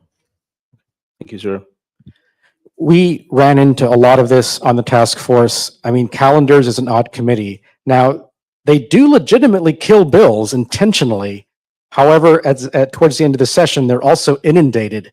And, if they don't schedule a bill, it may not be because they're intentionally trying to kill it. And unless we have more information about the dates of when it reached calendars, and if the committee reported it properly, I would be hesitant because, again, I want everyone to be clear what we're doing. This is not an academic exercise. We are providing a list that will then be sent to every county that they will then just copy and paste into Rule 44 censures that will be then sent to the SREC so we can take them off the ballot. So before we do that to Todd Hunter, we need to be careful because there are extenuating circumstances on the calendars committee. And again, on the task force, there were lots of bills that we did not, or lots of bills that died in calendars that we did not consider violations because it was late in the session. All right, thank you. Anyone in favor of the motion? No, he was against the motion. Are you in favor of the motion? I would be against. I mean, against the motion. Sorry, Yes, my bad. sir. So Kristen Bentley, SD1. I just want to say that we had legislative priorities bills. 4623 was one that we discussed earlier by Mitch Little that deals with sovereign immunity for school districts. That bill did not have a companion in the Senate. It was a priority bill. And it passed, I don't have the exact date, but it would have gone to calendars and passed out of the House around that same ballpark time. If we have a bill that's a legislative priority, it can pass out of the House I think May 10th was, and Micah could probably confirm this for us, but May 10th, Janera, May 10th was the cutoff. That was one of our deadlines. So to say that, oh, it didn't have a companion, well, that it doesn't matter. We have bills that don't have companions that do pass. So I just don't see that as an excuse when we had other priority bills that, that did pass out of the committee around that same time over to the Senate and ended up passing into law. Thank you. Anyone in favor of the motion? All right. Seeing no other discussion, we're going to call the question on the amendment to strike 3741 from the report. All in favor of striking 3741 from the report, please say aye. All opposed to striking 3741 from the report, please say nay. The nays have it. The motion failed. Any other discussion on this report itself? We're done with, no, is it the overall report? Yeah, wait, give me one more second. Let's pass this. Seeing no other discussion on subcommittee report, Texas is not for sale. All in favor of adopting the report as amended, please say aye. All opposed, please say nay. Ayes have it. Report, that part of the report is adopted. Now we're on the overall report. We are not going to go back into the things that are already passed or failed. If there are any major changes to the entire report, make a motion now. Yes, sir. I move to amend the report in a simple fashion at the very end of the report on the last page. And I sent this to Virgil already via email. It says, this report is not intended to be comprehensive. It does not include our platform's preamble or principles. These two elements of our platform are included in Rule 44 considerations. We encourage local CECs or county executive committees to consider these other two portions of our platform when considering censure actions. We have a motion to add that. Do we have a second? Yeah, we have a second. Any discussion on that? Sure. Rachel, Virgil? There you go. Can you send that to Jordan and I'll get it on this computer? Yes. Thank you. Okay, we're going to take a second.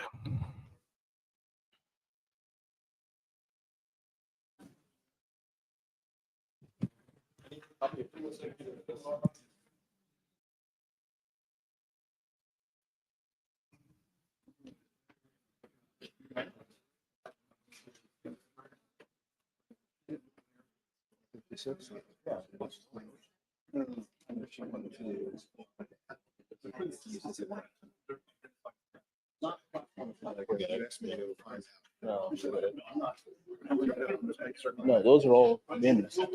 Those are all wins. They are. He's already on the list. No, we're not doing it under that. Find out like about courts.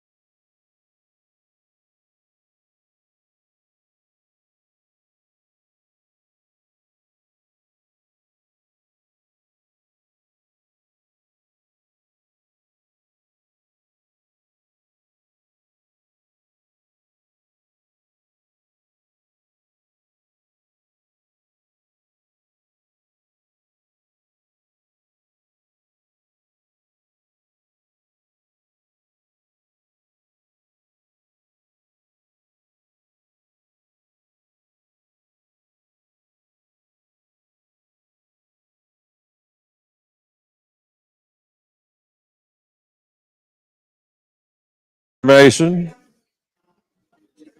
Why am I here?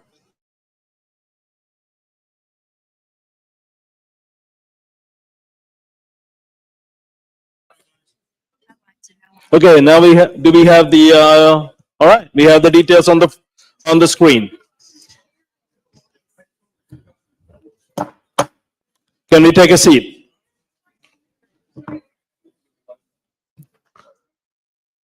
I don't feel like you guys care, you want to go home or not. All right, we have the motion to add this verbiage to the end of the report. Motion came from Jeremy, and we have a second. Any discussion on this? Yes, sir. What's the amendment? It has been seconded, yes. Genera. See, Yes, you can speak to your motion. We'll get to you in a second. Yes, sir.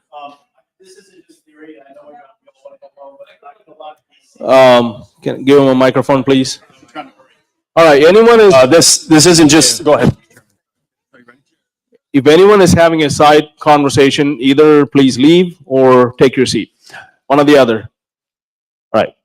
This isn't just theory, this amendment. I don't want to waste our time. It is very valuable. I've got a lot of ECs and even ones in my district or outside who are having this debate about whether or not, we're meaning to be comprehensive with this. Obviously, Chairman George wanted us to focus on the legislative priorities, but he never, in fact, he told us that CECs were willing or able to consider other portions of the platform, specifically the preamble and principles as is identified in Rule 44. Rule 44 says they can use as standards our preamble, our principles, or our legislative priorities. However, today we are just focusing on legislative priorities. That's perfectly fine, but we want to make sure that we let every CEC or County Executive Committee know that they still can consider other things beyond this report, and specifically those other things are the preamble and the principles to our platform. So I wanted to make sure we put this in at the end of our report so that we end that debate in our CECs and they can focus on more and productive things related to potential violations than just debating whether or not they have to do exactly what we say or not. They can consider other things that Rule 44 tells them they can consider, which is the preamble and principles. Absolutely. Your motion to amend. yes, I would like to amend the amendment by adding this sentence at the end. County executive committees should independently verify the information in this report before using the information in a censure resolution. We have a additional language amendment to the amendment At the end, yes. at the end. Can I get a second on that? Second. We have can you speak Sure. speak for your, Well, just a few minutes ago, we were about to wrongfully consider a censurable violation for Terry Wilson, and nobody in this room knew any better. It just happened to be that his chief of staff read the report, which was only available yesterday, and texted me today. Otherwise, we would have had we would have wrongfully attacked Representative Terry Wilson for something that he didn't do. How many other mistakes might be in this report? yes. So this simply tells counties, don't take this as infallible gospel. You need to independently verify any of these violations before you put them in a censure resolution. I,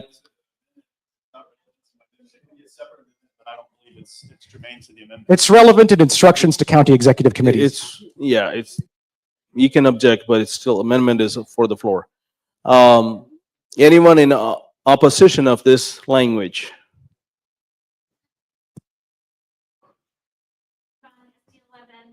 Information. Does, I'm trying to check the rules. Is it, well, and Principles. the principles are part of the preamble. So, but that wording in Rule 40.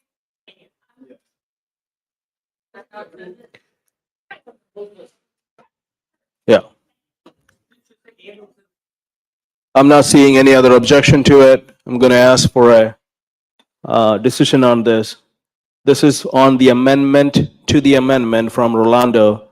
All in favor of adding that language, county executive committee should independently verify the information in this report before using the information in a censure resolution. All in favor, please say aye. All opposed, say nay. The ayes have it. Okay. Now we are back to the main amendment from Jeremy Story. Why do we have a and a question mark in the language?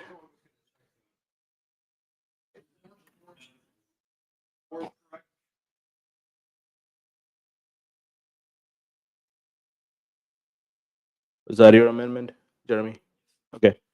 All right. So do we need any discussion on this? Is there a discussion? Are you against the language? I'd like to make a friendly amendment to the amendment to the amendment. No, there's no third amendment. It's incomplete, but okay. Go up, go up. We can have an amendment to the amendment. You cannot amend to the amended version. You can just amend the first one. Janera Lewis, SD 27. I'd like to amend the amendment, sir. We encourage local county executive committees, and I believe that should also say in senatorial districts or district executive committees. Yeah, this county is coming from CECs. Thank you so much. Withdrawn. All right, all in favor of this language added to the end of the report, please say aye. All opposed, say nay. The ayes have it. The report is amended as whole. Now, Lisa, you have an amendment. You're funny. Lisa Hendrickson, ST12. I would like to make a motion that we permit until noon on Monday the ability for any of our elected officials to respond. Why are you pointing? Oh, just tell me, yeah. Well, he already talked about. Okay, fine. Well, look at any of y'all. SD12. I'm not part of 30. Nor do I self-identify as 30. Okay. Lisa Hendrickson, SD12, and make a motion to allow all of our report to be sent to all of our elected officials and give them till Monday at noon to respond to where if any of the bills or actions in regards to opposition to our legislative priorities are included in other legislation, and they can show us that and communicate that to us so we can make sure that the report is factually based and not based on emotion. The motion, so I want to restate the motion. Do I have a second? Okay. The motion is to allow our legislators, Republicans, all of them, we will send this report to them, hopefully by end of this today, and give them enough time to look at the report by Monday noon and tell us, so let's just say HB 3555, I'm just making up a number. If that bill was rolled into HB 65, and we are counting that as a strike against them, we would like to know so we can remove that and make sure that we're not penalizing someone who actually did the work and we just did not pick up on it. So we just want to make sure that is the motion on the floor. It has a second. Now we can have a debate on that. Yes, I have a hold on. question. You did, who seconded it? What did you say? Trying to get it all written down. Give them 36 seconds apiece to get it all in the record. Oh, you want the whole thing typed up? I was one of. Okay, hold on a second. When I asked Lisa to make the motion, I didn't type it up for her.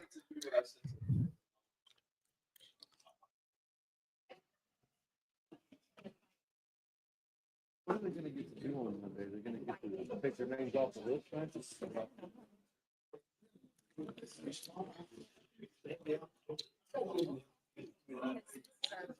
No, we'll have already passed the reports.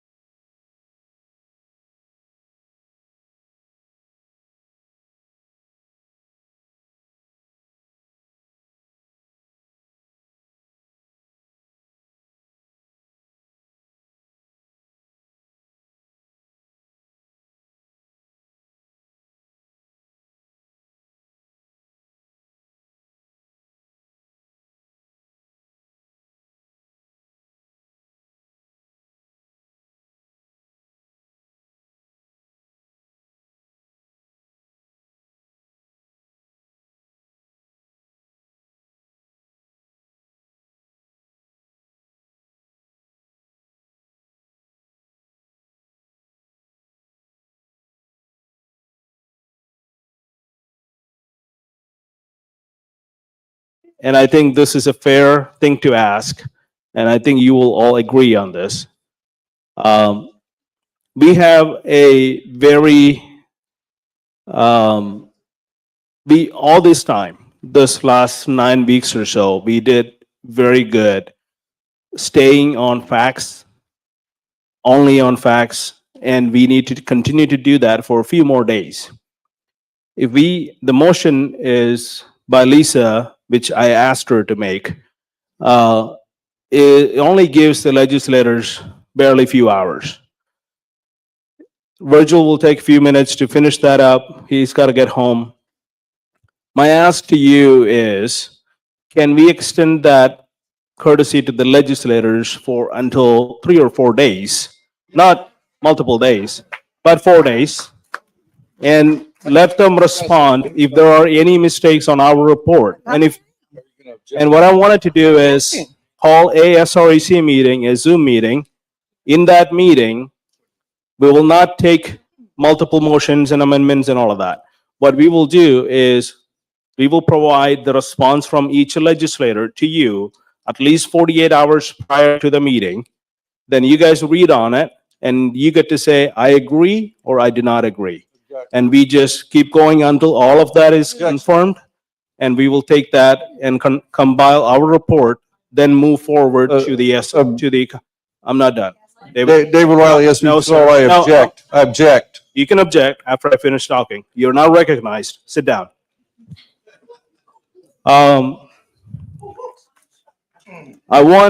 This is what I want. I want the wrong people censured. If that's the right, I want the right people censured if they deserve a censure. I do not want anyone getting censured by county parties or districts if they don't deserve a censure. This is a serious matter for the party as a state party. So we want to do the right thing. If we give the legislators enough time to respond and they come back to us and say, we agree, we disagree, you still get to make that final decision. It's yours to make that change. And if we decide everything they said is not something we're going to agree on, that is absolutely fine. Not a problem. That will push our deadlines on everything at the county level about a week. And we will give the county party more time so that way it won't hurt them. It will be tougher for us for the October meeting, but we can do that. That's okay. We can actually get this done properly on our side. We won't have all the time in the world, but we will get there on time. So my ask to you is, can we do that? So we will take proper motions for that and go through the proper way of doing that, but that's the desire I have. And if it is wrong, you guys shut it down. Absolutely not a problem. David, you're recognized to speak. I was here first. Oh, sorry. And I have a question. Yes, ma'am. These counties have been expecting this report on the 11th. Yes. And they We will let have them planned their calendars accordingly. And if they have to go back and change their calendars, they will not be able to meet the deadlines for the September 6th to be able to get anything in by September the 6th for as planned. Yeah, that's why I said we will move that date up. So you will basically say that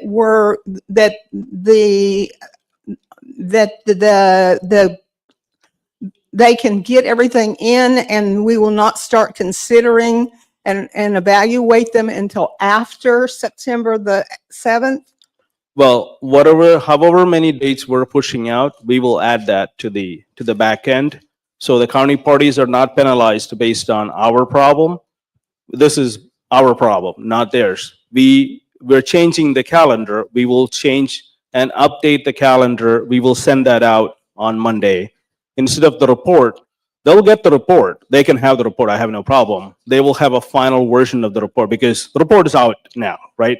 It's a public information now. But, we had our meeting.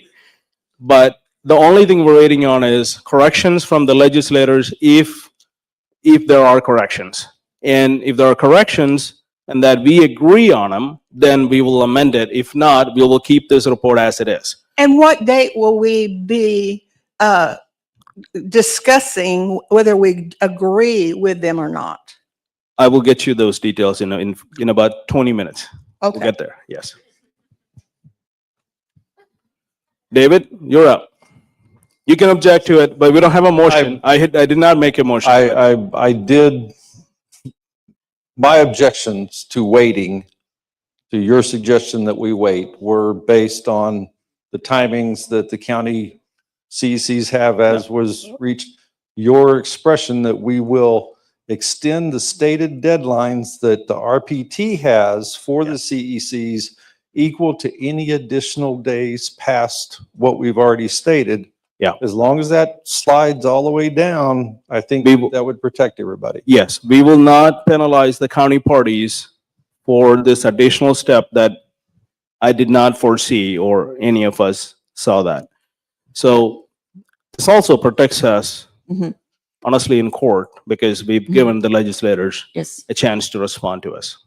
Mr. Chairman, I agree and I move that we, based upon when the chairman sets the meeting for us coming up to consider any discovery or any additional facts brought to us by legislators, that we have a meeting in the coming week to decide the final report analysis, and that we also move the date that we require them to have their resolutions into us in order to accommodate the requirements for the CECs, and thereby allowing the process to be properly executed. Thank you.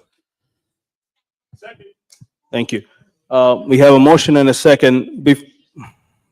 I know you guys are kind of, I want to push, can I get you guys the calendar? Can you give me about 10 minutes? All right, so we can all agree or disagree.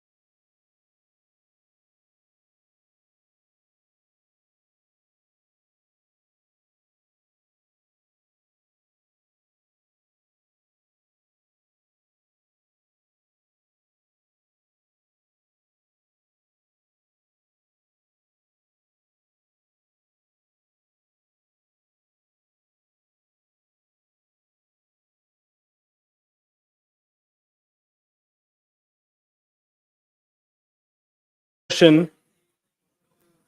Can you make an amendment to the motion from the floor? Yes, please do. Change, move the calendar 5 days.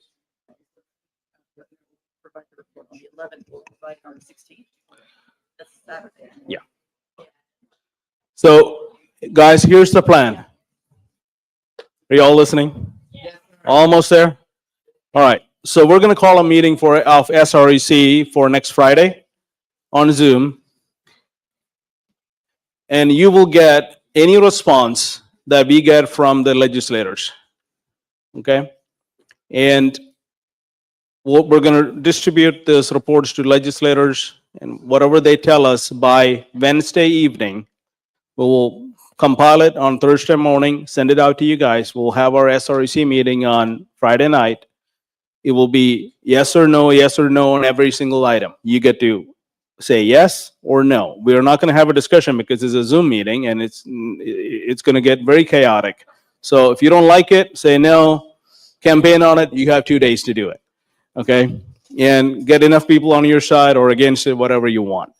But on Friday night, we will do that, which pushes all of our calendar that we've given as a recommendation to the county about whole week, 1 week out. So all of our calendar goes out, and we will send that to the counties on Monday and say, this is an additional formality we added just to make sure, like we promised, it is a factual report. And we are going to do this, and county parties are welcome to join our Zoom meeting. That's absolutely fine. We will stream that as well. Once we're done with that, we'll go back to the normal process of October 11th meeting, the whole 9 yard. Nothing else changes. County parties will have exact same time as promised before. Our 1 week is going to get shortened at the end. So we will have to work a little faster and more efficiently, but we can do that. So are we good? All right, I'm gonna take it as a amendment. Virgil has them.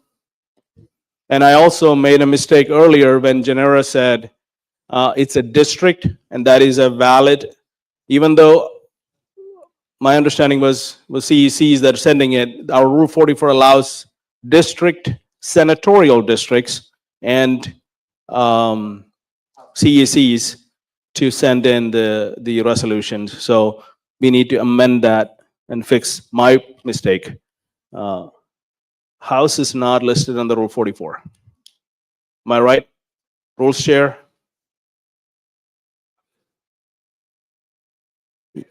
Yes. Does it say district or does it say senatorial district? Just district.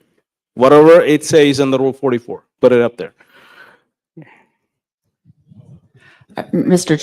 All right. Mr. Chairman, I Second move motion. to amend my motion to say that will provide our task force report on Saturday, August 16th, instead of the 11th, as was previously noticed. Yes, ma'am. We don't know. That's just a decision. This is not part of the report, so we're just gonna take that as a decision. And this is not a decision that was ratified by the body. It's just a calendar we put together. So there's really no decision to make, but we do want to have this amended. Actually, this does not need to be part of the report at all.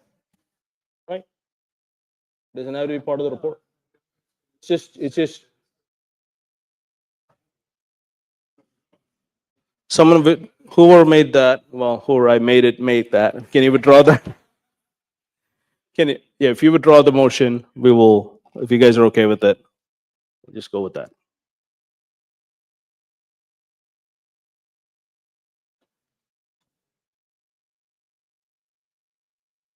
All right. Now, we're back to Genera's amendment. Genera, if you can make that motion one more time. I make the amendment that we add, in addition to CECs, it's also DECs, District Executive Committees. Does that have the languages on Rule 44?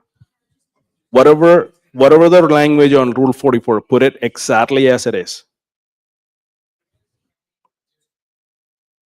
All right.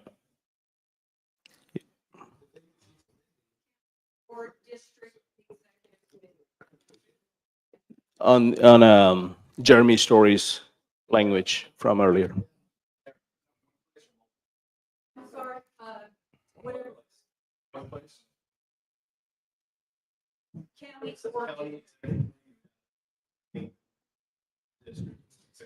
Yeah, that's what.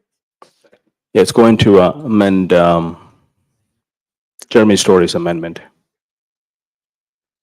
Any objection to this?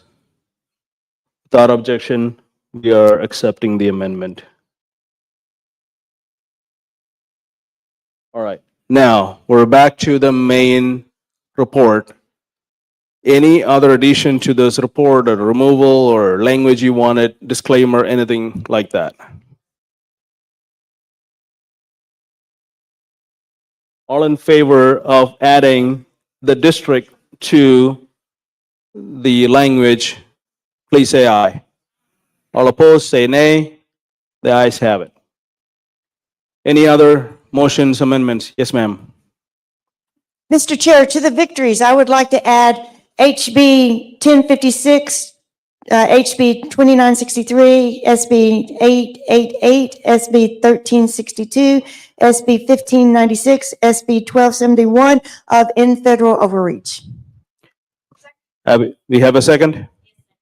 Any discussion on that? Seeing none, all in favor of adding those bills to the victories part of the report, please say aye. All opposed, say nay. The ayes have it. Those we are adding the 6 ones. Yeah. Yeah. Give me 1 second.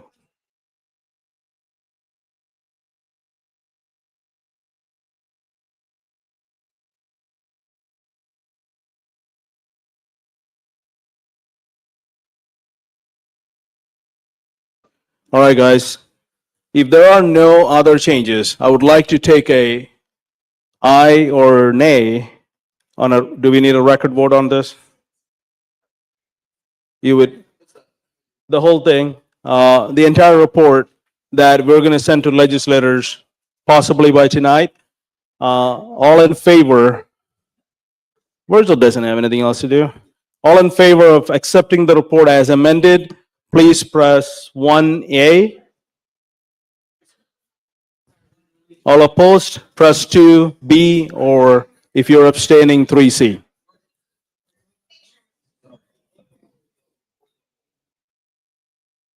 Report as a whole as amended with all the languages we added.